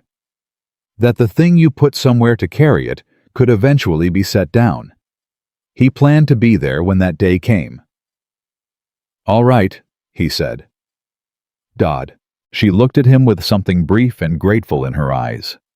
Grateful that he hadn't pushed, that he'd followed her back to solid ground, and then it was gone and she was thinking. "He paid Vera Hutchins to come here," she said. "He thought the letter would break something, break me or break us or—" She paused. What did he think was in it? Whatever he thought was in it, Ethan said he thought it would damage you. "So he's been talking to people from Caldwell Creek," she said. "Not just looking at records. He's been asking people who knew my family." She tapped one finger on the table, slow and rhythmic, the way she did when she was working something out. "He's building a picture. A character picture. Not just the legal history, the personal history, the drinking father, the dead mother, the orphaned girl who latched onto a man's ranch. That is what the story looks like to someone looking at it from the outside," Ethan said. "I know what it looks like," she said. "I've known my whole life what it looks like." She stopped tapping. "What I need to know is what he's planning to do with it." "Marsh," Ethan said. "I'm writing to Marsh tonight," she said. "But I think—" She looked at him. "I think we need to do something ourselves, not just defensive. Something that takes the ground away from him." "What do you mean?" "He's building a story about who I am and why I'm here," she said. "We need to build a different story, a true one. And we need to build it publicly enough that when he tries to tell his version, it runs into ours first." Ethan was quiet for a moment. "How?" he said. "The Valley Ranchers," she said. "You know them. You've worked alongside them for years, but you've been—" She chose the word carefully. "Distant. You've handled your business and come home and not built the kind of relationships that mean people stand up for you when someone else tries to tear you down." He didn't argue with that. It was true. "So we change that," she said. "We invite them. We show them the ranch. We show them the books, not everything but enough. We let them see what's being built here. And we let them see that what's being built here is not a man in trouble who took in a desperate woman. It's 2 people who are making something work." Ethan looked at her steadily. "2 people," he said. Something flickered in her expression. "The ranch," she said. "What's being built at the ranch?" "Right," he said. "A beat. I'll write to the Reynolds family," she said. "And the Hollis Ranch, and—" "I'll do it," Ethan said. She looked at him. "I'll write the invitations," he said. "They're my neighbors. It should come from me." He paused. "But your idea, and your plan." Clara looked at him for a moment. "All right," she said. She stood up. She picked up the envelope with her father's letter. She walked to her room, and Ethan sat at the table and looked at the space where her hand had been under his and thought about what it meant to build something with another person. Not just a ranch, not just a future, but the specific and irreplaceable thing that happened when 2 people who had each stopped trusting the world, slowly, carefully, one day at a time, started trusting each other. He wrote 7 letters that night. To the Reynolds family, to Pete Hollis and his brother, to the McAllister operation 3 valleys over, to a widow named Dora Crane, who ran 40 head on her own and whom everyone in the region respected entirely, to the Kellerman brothers, to old Isaiah Webb, who had been ranching in this valley longer than anyone and whose opinion carried weight that had nothing to do with the size of his herd. He invited them all to the Walker Ranch for a gathering on the Saturday before Christmas. He did not call it a party. He called it a working supper. He said he wanted to talk about the investment plans for the coming year and hear from his neighbors about theirs. He said he was cooking. 2 horses read the letters over his shoulder before he sealed them. "You haven't done this in 10 years, 2 horses said. "I know," Ethan said. "Margaret used to organize these," 2 horses said, not cruelly, just carefully the way he said true things. "I know that too," Ethan said. 2 horses was quiet for a moment. "It is a good idea," he said. "It was Clara's idea," Ethan said. "I know," 2 horses said. "It is still a good idea." He walked away. Ethan sealed the letters. In the morning, he gave them to 2 horses to distribute on his next ride into Ridgeline. Every single one of them received a reply. Every single one said yes. The responses started coming back within 4 days, which was faster than Ethan had expected, and which told him something about how people in the valley had been watching the Walker Ranch over the past months, watching the fence repair, watching the new activity, watching the lights on later in the evenings, and what they'd concluded from what they'd seen. Isaiah Webb's reply was 2 sentences. "We'll be there." "It's about time, Ethan." Dora Crane's reply was slightly longer and included a line that Ethan read twice and then sat down without saying anything. "I heard what Dodd's been doing. That man's got no business in this valley, and I intend to say so if the occasion arises."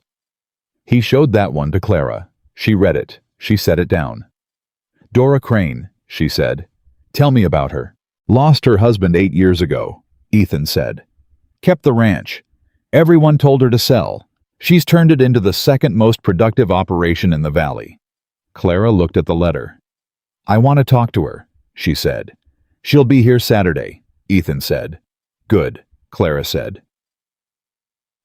The 4 days between the invitations and the gathering were not quiet. On the second day, 2 horses found evidence that someone had been moving along the east fence line on foot testing the wire. Not cutting it, just testing it, checking what was there. He told Ethan. Ethan told Clara. "He's watching," Clara said.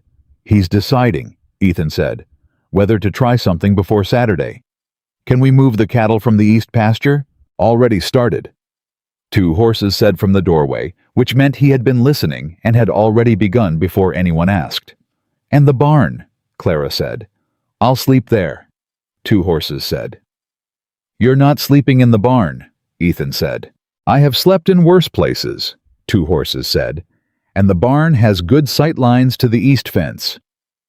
He looked at Ethan with the expression of a man who had already made this decision and was informing rather than requesting. "3 nights, until Saturday. Then there will be too many people here for him to try anything." Ethan looked at him. "Take the good blankets," he said. "I always take the good blankets," 2 horses said. He left. Clara looked at Ethan. "He's a good man," she said. "The best I know," Ethan said, without hesitation. Clara held his gaze for a moment. "Second best," she said quietly. And then she walked back to the desk before he could respond, and he stood there for a moment, with that sitting in his chest like something warm and specific. And he thought, 2 horses is right. I need to say it. Soon. The second day passed without incident on the fence line. The third day, however, brought something different. A young man appeared at the ranch road mid-morning, maybe 20 years old, traveling light, with the look of someone who had ridden a long way in a short time. He asked for Miss Clara Bennett. Ethan was the one who answered the door. He looked at the young man. "Who are you?" he said. "My name is Will Pruitt," the young man said. "I work for Mr. Dodd." Ethan's expression did not change. "And you're here because Mr. Dodd asked me to deliver a message to Miss Bennet personally," the young man said. He shifted slightly under Ethan's gaze. "I'm just the messenger, sir. I'm just delivering what I was asked to deliver." Ethan looked at him for a moment.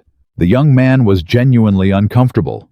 He had the look of someone who had taken a job without knowing what the job would require and was beginning to have concerns about it. "Wait here," Ethan said. He left the door open. He went and got Clara. She came to the door and looked at the young man. "Will Pruitt," she said. "Agnes Pruitt's grandson." The young man blinked. "You know my grandmother. She runs the dry goods store in Ridgeline," Clara said. "I've spoken to her twice. She's a good woman."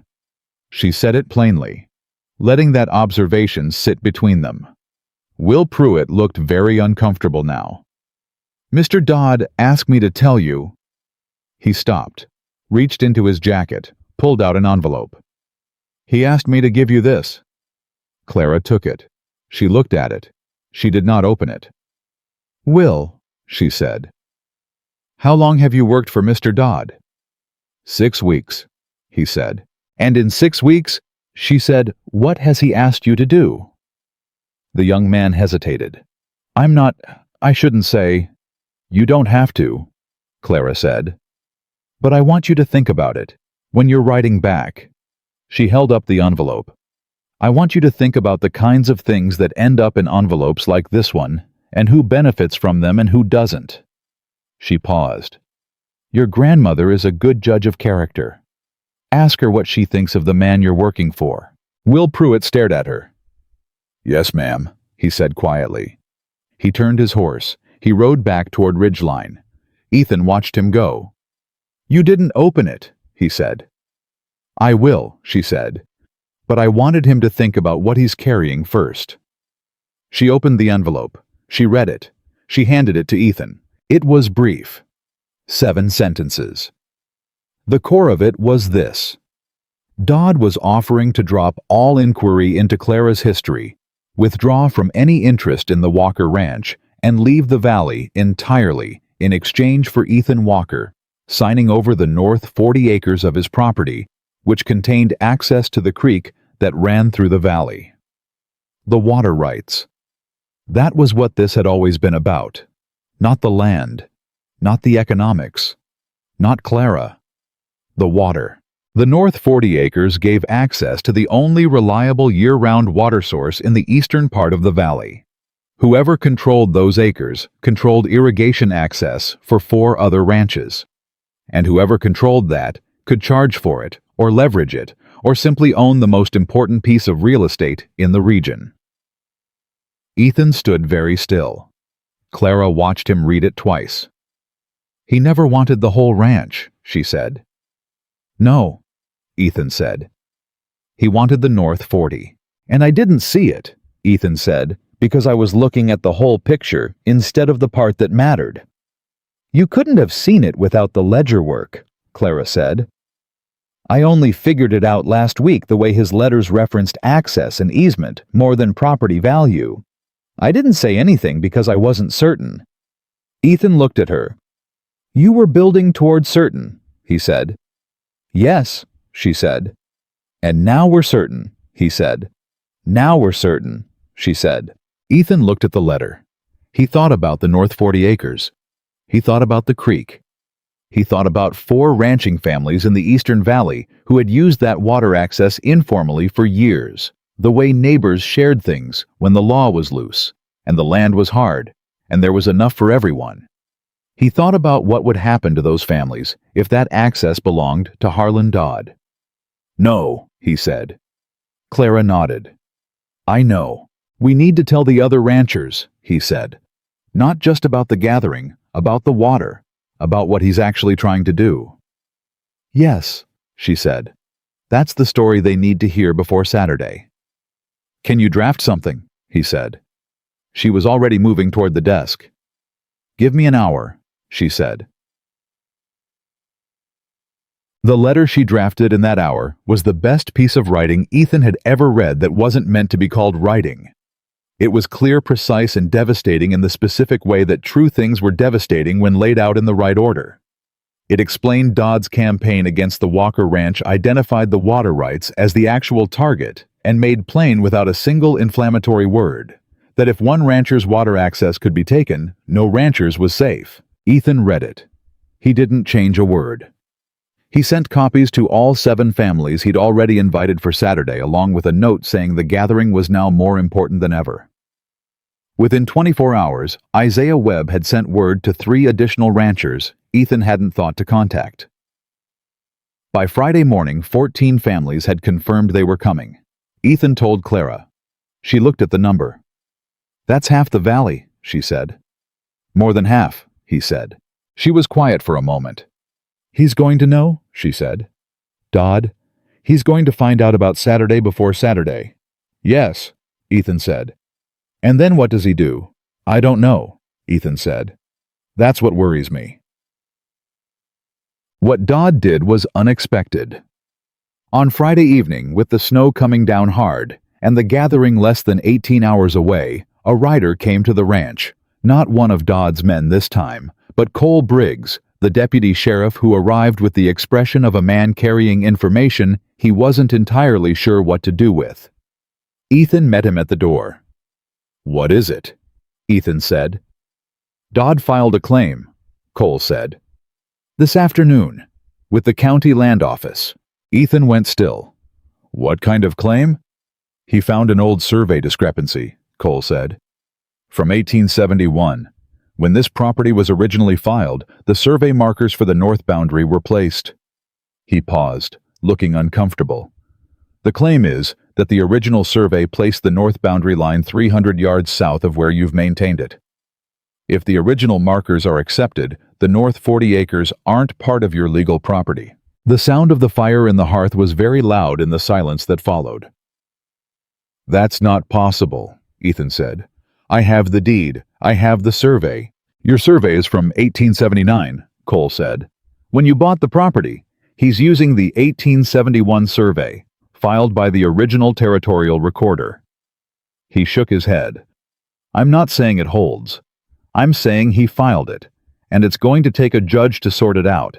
And until it's sorted out, there's a legal question about those 40 acres that your bank loan is now sitting behind."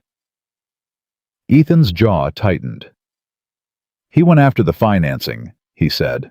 "If the land's in dispute, Finch at the bank may have to freeze the loan pending resolution," Cole said. "I'm sorry, Ethan. I came out myself because I didn't want you hearing this through channels." Ethan looked at him. "How long has he been planning this?" he said. "The filing date on the 1871 survey inquiry was 6 weeks ago," Cole said. "Right around the time he first approached you." 6 weeks ago. Before the fence lines. Before the shed fire. Before the newspaper article. Before the Denver lawyer and Vera Hutchins and all of it. The whole campaign, every move, every pressure point, every distraction had been covering for this.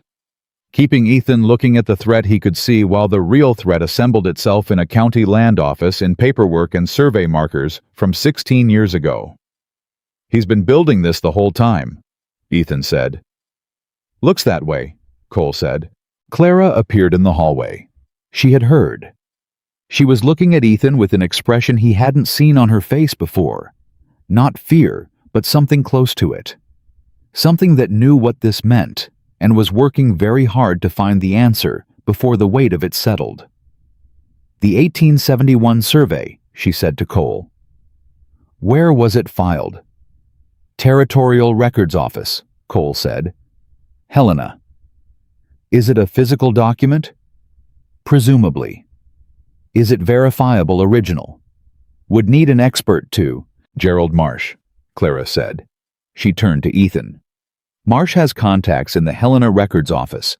If Dodd found an old survey, Marsh can find the same survey and challenge its authenticity or its application." She looked at Cole. "How long until the bank acts on this?" "Finch will hear about it Monday," Cole said. "He'll want to talk to Ethan before he freezes anything, I'd expect." "Monday morning we go to the bank," Clara said to Ethan.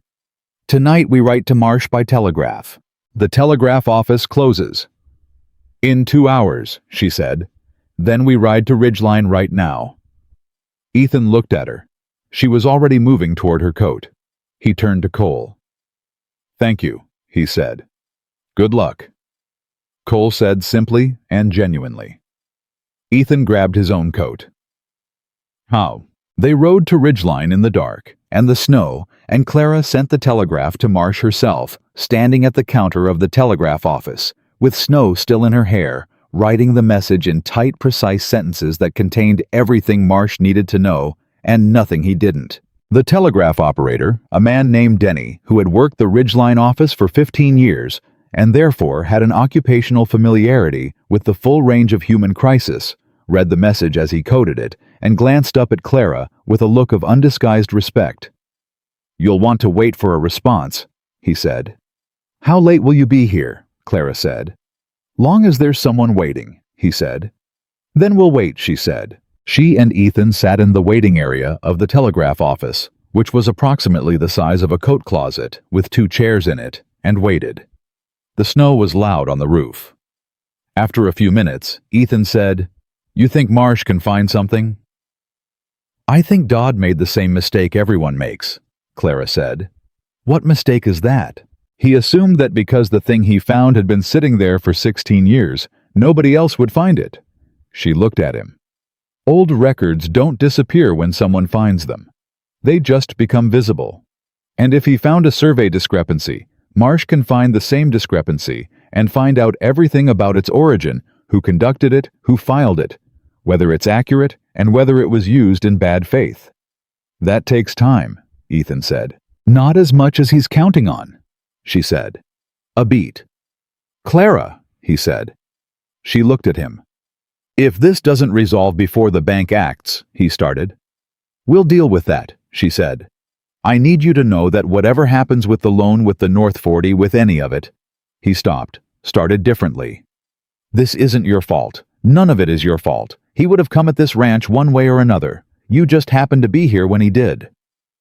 Clara held his gaze. I know, she said, but if I hadn't been here... Don't, he said. Ethan, don't, he said again. I won't sit here and let you make yourself responsible for a man's greed. That is not something I'll allow. She looked at him for a moment. You won't allow it, she said. No, he said. Something flickered in her expression. Nobody has ever... She stopped. What? He said. Nothing, she said. Clara. She looked at him directly. Nobody has ever said that to me, she said quietly. That something was not my fault, and they wouldn't allow me to take it on. Not once in my life has someone said that. She looked at her hands. I spent 20 years being responsible for everything that happened around me because there was nobody else to be. And I got used to it. I'm so used to it that I didn't even notice I was doing it just now until you said stop. Ethan looked at her. He reached over. He put his hand over hers, the same way he had at the table with the letter. Steady, sure. She looked at his hand. She looked at him. And Ethan Walker, who had spent 11 years convinced that the part of himself that knew how to love something was as gone as his wife and his youth and the winter of 1876, took a breath and said, I need to tell you something. Clara went very still. All right, she said. I've been trying to figure out the right time to say this, he said. There's been a lot happening, and I kept telling myself the timing wasn't right, and 2 horses told me that was fear, and he was correct. He paused. Clara, what I feel what has been growing since about the 3rd week you were here, I don't know how to say it in a way that does it right, except directly. So directly I care about you. More than I've cared about anything since Margaret. In a way that is not about the ranch, and not about the promise, and not about gratitude for what you've done here. He held her gaze. You came here for a 20-year-old promise, and somewhere along the way, I stopped thinking of you as someone I was obligated to help, and started thinking of you as... He stopped. The reason I opened the door. The telegraph office was very quiet. Clara was looking at him with those river water eyes, and whatever was in them now was not controlled or managed or carefully assembled. Ethan, she said. Her voice was low. You don't have to, he started. Be quiet, she said. Not unkind, just firm. I'm going to say something, and I need you to let me say it without interrupting. He was quiet. I came here because of a promise, she said. That's true.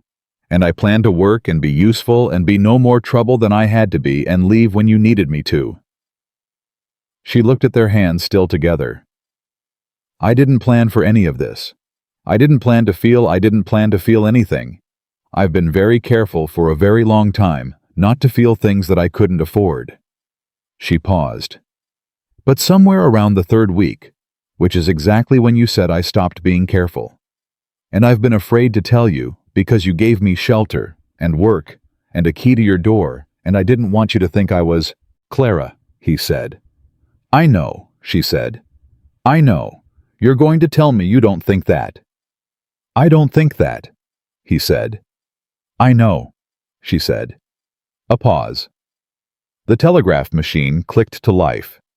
Denny looked at it and then looked at them with the expression of a man who was very much aware he was interrupting something significant and was professionally obligated to do so anyway. Response from Helena, he said. Clara stood. She crossed to the counter. She read the telegraph from Marsh.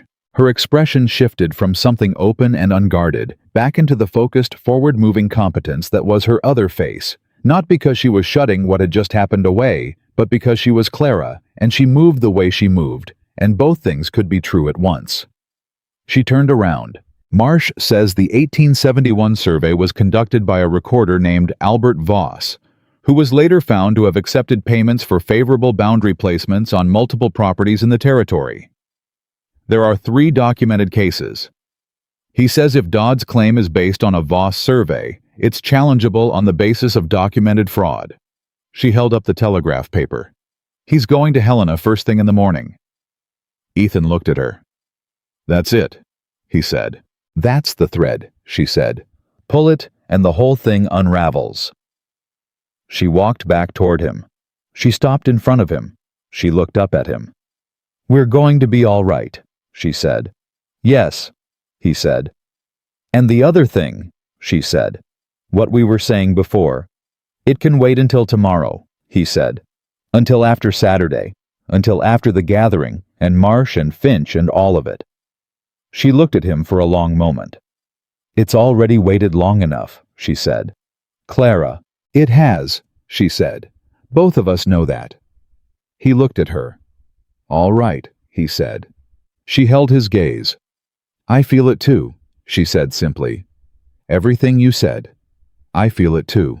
Outside, the snow was thick and quiet on Ridgeline's Main Street. Inside the smallest telegraph office in Montana Territory. Ethan Walker stood with Clara Bennett and felt something that he had told himself for 11 years was permanently, irreversibly gone. The specific and irreplaceable sensation of being known by another person and not being alone in it. It felt like a door opening. It felt like a promise being kept. He reached up. With one hand he tucked a strand of snow-damp hair back from her face. She stood very still and let him, and neither of them said anything else. Because some things after 20 years and 1,000 miles and every hard thing a life could put between two people didn't need any more words. They rode home through the snow. The ranch was dark and quiet when they got back. 2 horses long in the barn on watch, the cattle settled the land still. Tomorrow was Saturday. Tomorrow, 14 families were coming. Tomorrow they would stand together in front of their neighbors and lay out the truth about what Dodd had done, and what the water meant, and what was at stake for every ranch in the valley. Tomorrow, the fight would move into its final phase. But tonight, just tonight, Ethan Walker stood at the door of his own house, the same door he had not opened after dark for 11 years, and held it open, and Clara Bennett walked through it, and he followed her inside, and he bolted it behind them both. Not to keep the world out. For the first time in a very long time, to keep something in. Not to keep the world out for the first time in a very long time, to keep something in. And that something had a name now, and its name was the future. And the future began.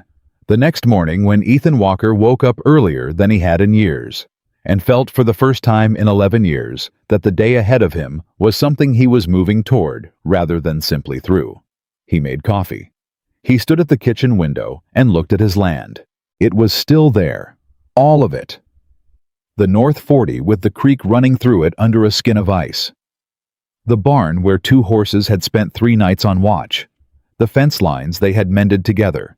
All of it still standing, same as it had always stood, but different now, not in the land itself, but in the man looking at it, who was no longer looking at something he was waiting to lose, but at something he had decided to keep. Clara came out of her room at 6, which was earlier than usual. She was already dressed. She had the telegraph from Marsh in her hand, and a list on a piece of paper items for the day ordered by priority in her precise handwriting. She set both on the table. She looked at him. He looked at her. Neither of them said anything about the telegraph office and what had passed between them in it. Not because it wasn't there. It was there. It was the most present thing in the room, but because there was work to do first, and they were both people who understood that some things waited better than others, and this one had already waited 20 years and could manage one more day. Marsh arrives from Helena this afternoon, she said. I know, he said. The gathering is at 5. I know. Finch will be there, she said. I sent him a separate note. He confirmed. Ethan looked at her. You invited the banker to a working supper. I invited the banker to hear information that directly affects a loan he approved, she said. That's not the same as inviting him to supper. That's giving him the professional courtesy of knowing what he's dealing with before someone else tells him. She looked at her list. Also, I invited Agnes Pruitt. Agnes Pruitt runs a dry goods store, Ethan said. Agnes Pruitt, Clara said, knows everything that happens in this valley, and everyone respects her, and when she says something in public, people listen. She met his eyes. We need people who are listened to. She's one of them. Ethan looked at her for a long moment. You've been planning this gathering since before we found out about the survey claim, he said. I've been planning it since Dodd stood on your porch and offered $5,000, she said. I just didn't have all the pieces until now. He shook his head slowly, not in disagreement, in something closer to wonder. You are remarkable, he said. She looked at her list. I'm practical, she said. Both can be true, he said. She glanced up. For just a moment, 1 second no longer, she let him see it. What she actually felt. It was in her eyes, and in the slight softening of the line of her mouth, and it was specific and real and completely unmanaged, and then she looked back at the list. 2 horses needs to know the timing, she said. I'll tell him, Ethan said. He picked up his coffee. He went to find 2 horses. Gerald Marsh arrived at 2 in the afternoon, which was 3 hours before the gathering, and 2 hours before Ethan had expected him, which told Ethan that Marsh had ridden through the night from Helena, or close enough to it. He came in, accepted coffee, sat at the table, and opened his case. The Voss survey, he said without preamble, because Marsh was a man who did not use preambles any more than Clara did, which was part of why Ethan had trusted him for years.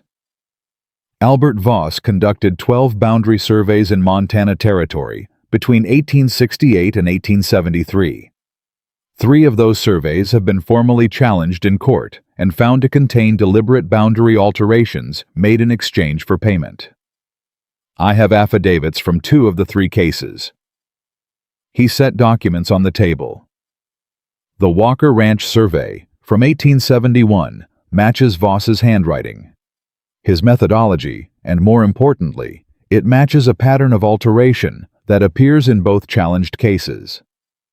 Specifically, the north boundary line is drawn 300 yards south of the established topographic markers, which is identical to the alteration in the Kellerman case from 1875. He set one more document on the table. This is a letter from the Territorial Surveyor General's office in Helena, dated this morning, confirming that the 1871 Voss survey of the Walker property is under review for potential fraud and should be considered legally contested until resolution. Clara picked it up. She read it. This supersedes Dodd's claim, she said. It doesn't invalidate it immediately, Marsh said, but it means he cannot use it as the basis for a boundary dispute while the review is open.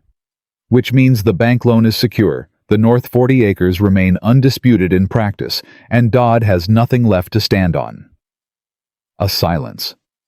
How long has he known about this survey? Ethan said. Based on the records access log in Helena, Marsh said. He located it 8 weeks ago. He's had this as his final card for 2 months. And someone else could have found it, Clara said. Anyone who looked could have found it, Marsh said. He was counting on no one looking. Ethan stared at the table for a moment. 8 weeks. Dodd had known about the survey for 8 weeks. Every fence line cut, every fire, every newspaper article, every lawyer's letter, every pressure point. All of it had been delay tactics. Keeping Ethan reactive, keeping him defensive, keeping him too busy, managing one threat to look for the real one hiding underneath. It was a strategy that had almost worked. Tonight, Clara said. We need to present all of this tonight. I'll be there, Marsh said. She looked at Ethan. He'll try something before tonight, she said. He knows Saturday is the gathering. He knows it's too late to stop it directly, but he'll try something. What does he have left? 2 horses said from the doorway. I don't know, Clara said. That's what worries me. What Dodd had left turned out to be Will Pruitt, not as a weapon, as a conscience. Agnes Pruitt's grandson showed up at the Walker Ranch at 3 in the afternoon, 2 hours before the gathering, and this time he didn't wait for someone to answer the door. He knocked, and when Clara opened it, he said immediately, I quit working for Dodd this morning, and before I left, I heard something you need to know. Clara stepped back from the door. Come in, she said. Will Pruitt came in. He stood in the kitchen with his hat in his hands and the expression of a young man who had made a decision he was still arriving at the full weight of. He's planning to contest the gathering, Will said. Legally. He filed papers this morning with the county clerk claiming that any agreements made at a private meeting among ranchers to act collectively against a property investor could constitute unlawful restraint of trade. The kitchen was very quiet. Marsh looked up sharply. That is not a real legal claim, Marsh said. No, Will agreed. But it doesn't need to be. It just needs to be filed. And once it's filed, it goes into the public record. He's not trying to win in court. He's trying to make every rancher who shows up tonight afraid that coming here could expose them to a lawsuit. Clara stood very still. Ethan said, How many people does he think that will scare off? He thinks it'll scare off enough, Will said. The smaller operations, the ones who can't afford legal trouble even if it's frivolous. Who told you this? Ethan said. I heard him talking to his man this morning when I went to give notice, Will said. He didn't know I was in the next room. He paused. Mr. Walker, I know I've been carrying his messages, and I know that's made me part of what he's done here. I'm not asking you to think well of me for that. He stopped. My grandmother told me last night what kind of man he was, and I'm here because she told me to be. Ethan looked at him. At 20 years old, Will Pruitt had the look of someone who had just discovered that the line between doing something wrong and knowing better than to do it was something you crossed only once and couldn't uncross. Sit down, Ethan said. Will sat. Ethan looked at Marsh. The filing, Ethan said. Frivolous, Marsh said flatly. And I can say so in writing in under an hour. But the problem is getting that writing into the hands of the people arriving tonight before they hear about the filing from someone else first. Agnes, Clara said. Everyone looked at her. Agnes Pruitt is coming tonight, she said, and between now and 5 o'clock, Agnes Pruitt talks to approximately everyone in this valley. She looked at Will. Can you ride back into Ridgeline and tell your grandmother exactly what Dodd filed and exactly what Marsh says about it? Will was already standing. Yes. And tell her I asked her to pass it on, Clara said. She'll know what to do with it. Will put his hat on. I'm sorry, he said at the door, not to anyone specific, to the room. "Go," Clara said, not unkindly. He went. The next 90 minutes were the fastest of the day. Marsh wrote his counterstatement at the kitchen table. 2 horses rode into Ridgeline to file it with the county clerk before the office closed, which he did with 12 minutes to spare, because 2 horses had never in his life been 12 minutes late for anything that mattered. Clara reorganized the front room for the gathering moving furniture with the focused efficiency of someone who had set up and broken down a boarding house room approximately 400 times and knew exactly how to make a space work.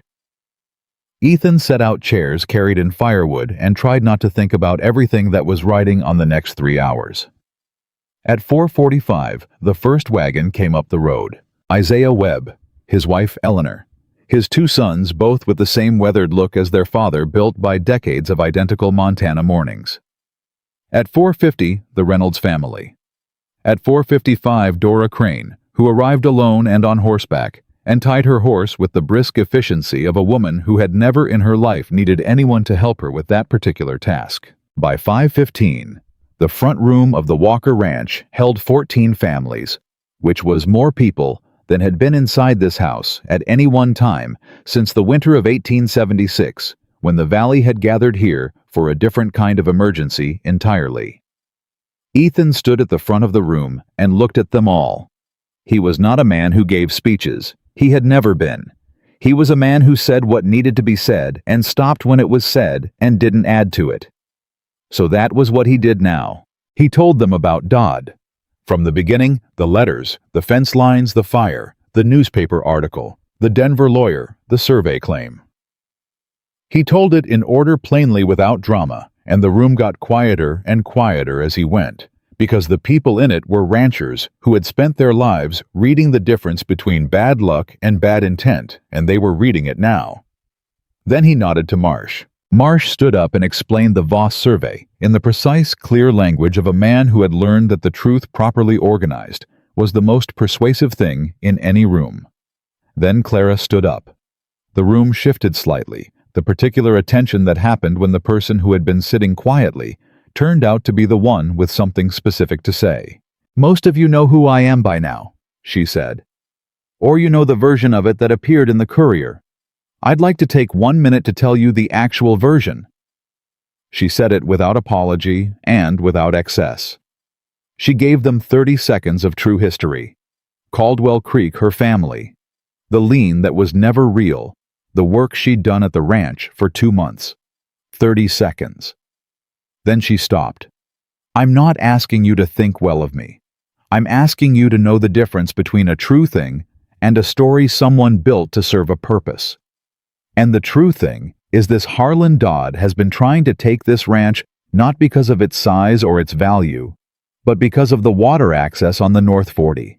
And the North 40 gives access to 4 other ranches in this valley. If he gets it, it won't stop here." The room was very still.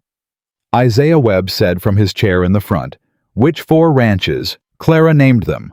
3 of the 4 were represented in the room.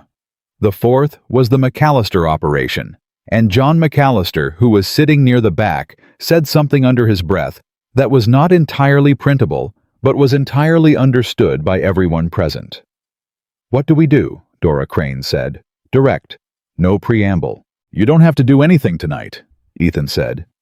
"Marsh has the legal counterclaim filed. The survey is under review. Dodd has no standing to contest the gathering. That filing will be dismissed. This isn't a meeting to organize against him. It's a meeting to make sure everyone in this valley has the same information." "And his frivolous lawsuit claim," Pete Hollis said. "Dismissed by Tuesday," Marsh said. "I'd stake my license on it."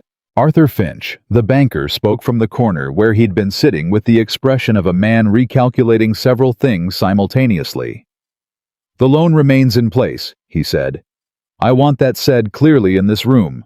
The Walker Ranch loan is unaffected by a survey claim that is now formally contested." Several people in the room visibly relaxed.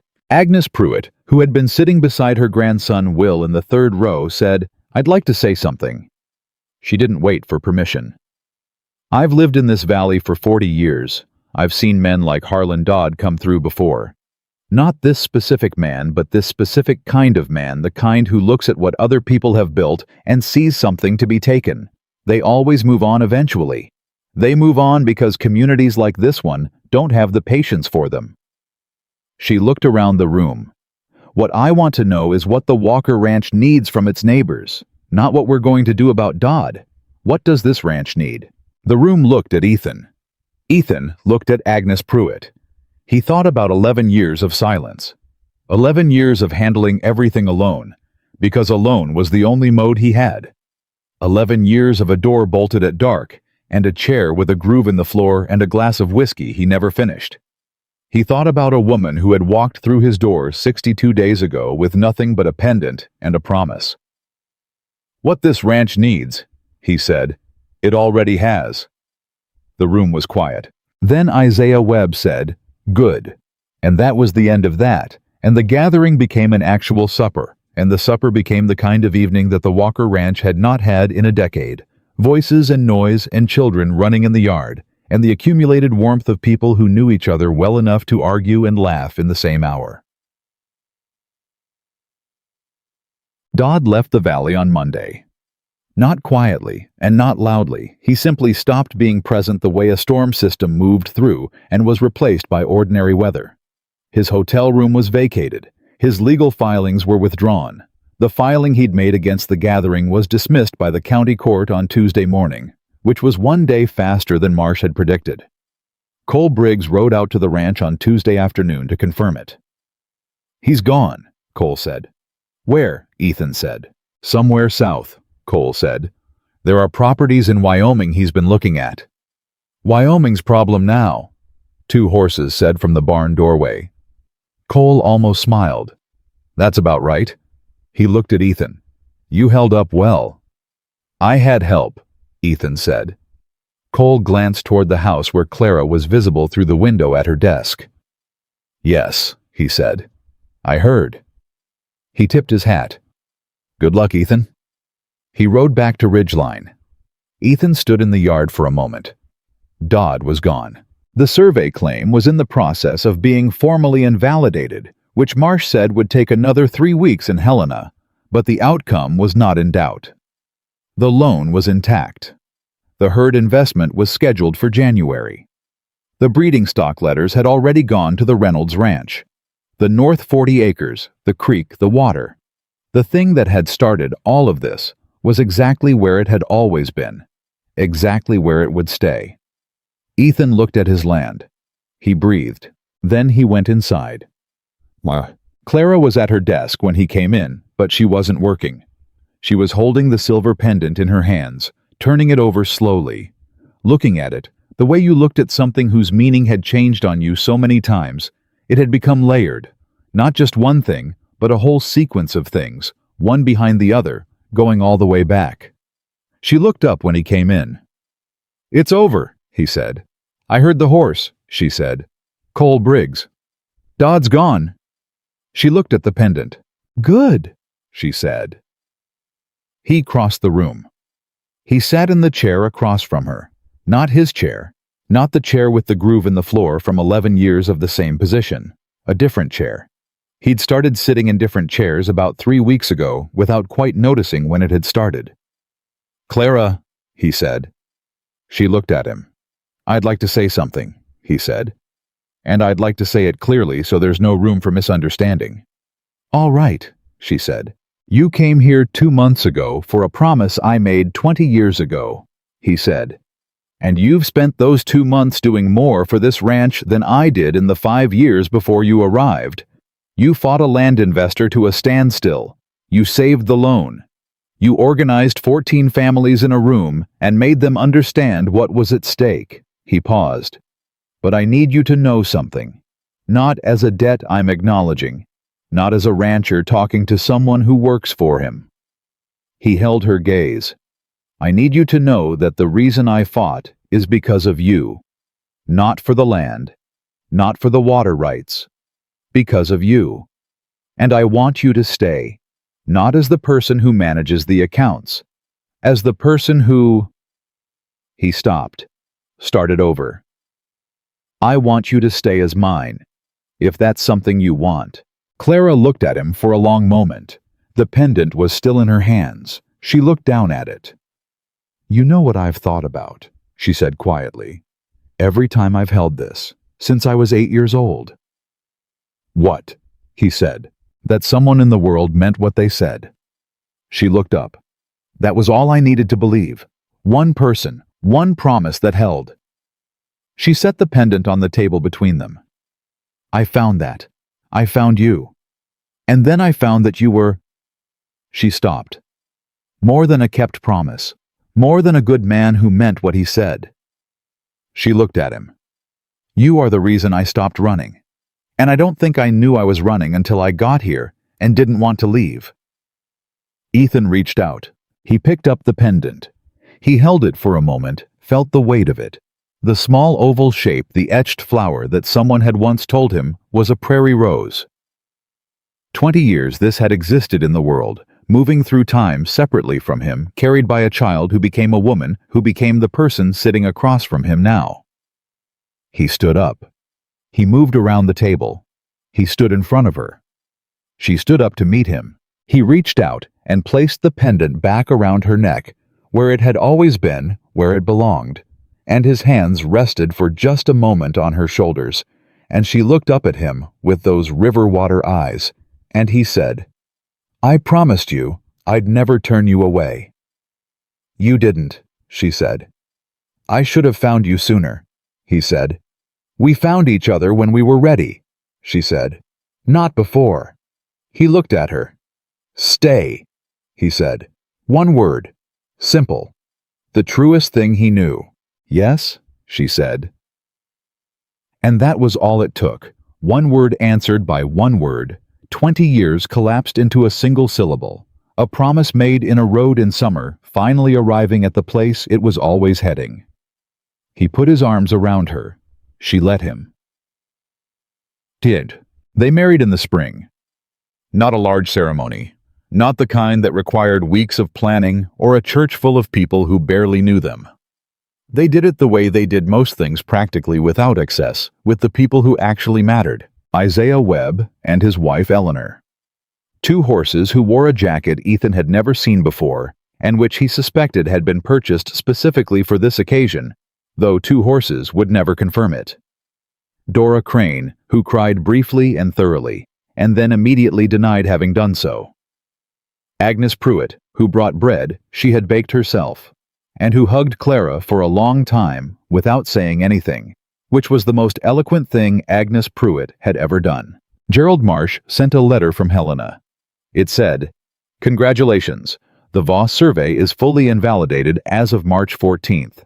The North 40 is yours uncontested. I believe this covers all outstanding business between us. Do not hesitate to call on me again. I suspect you won't need to."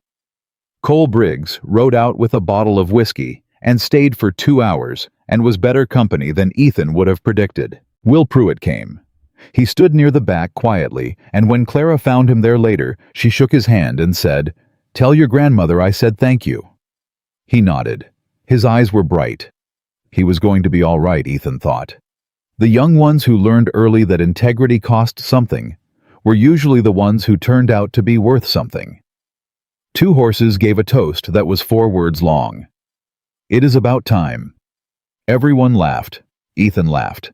Clara laughed, and it was the same laugh she had let slip in the kitchen 3 months ago. The one that changed her whole face. The one that had hit him somewhere he hadn't expected the first time he heard it. He had heard it many times since. He never got used to it. He hoped he never would. The years that came after were the kind of years that didn't make for dramatic stories, but made for good lives, which was a distinction Ethan had not understood when he was younger, and which he understood completely now. The herd expanded. The breeding stock from the Reynolds Ranch proved out exactly as Clara's projections had predicted, which she did not mention and didn't need to, because the numbers said it clearly enough. 2 horses stayed. He had never in 14 years indicated that he might leave, but there had always been the unspoken question of whether he stayed out of loyalty to a man who had no one else or out of genuine choice. After the wedding, he built himself a proper room off the back of the barn, not inside the house, because that was not what he wanted, but close enough that the line between his life and theirs was more like a threshold than a wall. He was home. The Walker Ranch became known in the valley the way good things became known, not through announcement, but through the slow accumulation of reputation. People came to buy stock and stayed longer than they planned. People brought problems to Ethan because he was straight, and to Clara because she was sharp, and between the two of them, there was very little that couldn't be worked through. Dora Crane's operation and the Walker Ranch worked out a formal water-sharing agreement for the creek access that Dodd had spent months trying to steal, written out properly, witnessed by Marsh, filed with the county, a legal document that said what it meant, and would hold for as long as anyone cared to enforce it. Which was, as Clara pointed out when they signed it, exactly how things were supposed to work. The North 40 acres stayed exactly where they were. The creek ran through them every season, freeze and thaw year after year. On the evening of their first anniversary, Ethan took Clara to the old tree. She had known about the tree. He had mentioned it once obliquely as the place where he had stopped the summer afternoon of the broken wagon. She had never asked to see it. She had the instinct which he loved about her, for knowing what required asking and what required waiting. He had been waiting to take her there for a year. It was April. The ground was soft. The tree was just coming back small green, showing at the tips of branches. He stood with her under it and looked up through the branches at the evening sky. "This is where you stopped," she said. "Yes. 21 years ago." 21, he said. She looked at the tree. "I used to try to remember your face," she said. "When I was a girl. I could remember the feeling of talking to you, but not the exact face. I was afraid that if I forgot it completely, the promise would go with it." He looked at her. "Did you forget?" he said. "Yes," she said. "Eventually. I just kept the feeling." She paused. "And the pendant." He thought about 21 years. All the distance and time between that summer afternoon and this spring evening. All the things that had happened in between the losses and the hard years, and the silence and the long waiting. "I'm sorry it took me so long," he said. Not for the first time. He'd said it before. He'd probably say it again. She turned to look at him. "Stop apologizing for the years," she said. "We couldn't have been who we needed to be any sooner than we were." "You sound certain about that," he said. "I am," she said. "The man who made that promise was 22 years old. I needed the man who kept it." He looked at her, this woman who had walked 300 miles on faith, who had sat across from a stranger in a snowstorm and asked him to remember something he had buried, who had fought for his land and his future, with the same steady precision she brought to everything, who had turned his silent house into a home by the simple fact of being in it. He reached into his coat pocket. He brought out a small box. She looked at it. "What is that?" she said. "Open it," he said. She took the box. She opened it. Inside, on a small square of cloth, was a pendant. Not the same pendant. He had not touched the silver oval with the prairie rose on it that one was hers, and always had been, but a new one, a matching one. Made by a silversmith in Helena that Marsh had recommended, and Ethan had ridden to Helena himself in February to commission it, and had described the original from memory, which had taken him 20 minutes, and the jeweler's complete patience to get right. Clara held it up. She looked at it. She looked at him. "You matched it," she said. "One for you," he said. "One for me. So we both have one." She looked at the pendant for a long time. When she looked up, her eyes were bright, and she was not going to cry because she was Clara, but she was close enough to it that it was in its own way the same thing. "You remembered," she said. "Every detail." "I remember everything about that day," he said. "I just told myself for a long time that I didn't." She closed her hand around the pendant. She looked at him. "Put it on me," she said. He took it from her. He fastened it around her neck beside the original 2 small silver ovals, resting together, one for 21 years of waiting, and one for whatever came after. He put his hands on her shoulders. She looked up at him. 21 years ago, you promised me something," she said. I know, he said. You kept it, she said. You made me keep it, he said. She shook her head. You kept it because it was the kind of man you were, she said. Even when you forgot, even when you buried it, it was still in there. That's why I came. That's why I believed. She held his gaze. A promise isn't just words. It's a true thing about who you are. And I knew who you were from the first 5 minutes. Ethan looked at her standing under the old tree in the April evening, with 2 silver pendants at her throat and 21 years of his own life rearranged around the fact of her. He thought about the door, about the chair with the groove in the floor, about the whiskey glass he never finished, about the 11 years of silence and the cold mornings and the particular loneliness of a man who has convinced himself that what he's lost is all there was. He thought about a knock on a door in a snowstorm. He thought about the word yes. He thought about what it meant to be kept, not trapped, not held back, but kept the way a promise was kept, the way something true and durable and worth having was kept protected and maintained and returned to every day because it mattered enough to return to. He looked at Clara. I love you, he said, simply. The way he said everything that was true without excess, without performance, just the words and the full weight of them behind it. She put her hand flat on his chest, right over his heart. I know, she said. I have for a while. She smiled, the real one, the full one, the one that changed her whole face. I was waiting for you to say it first.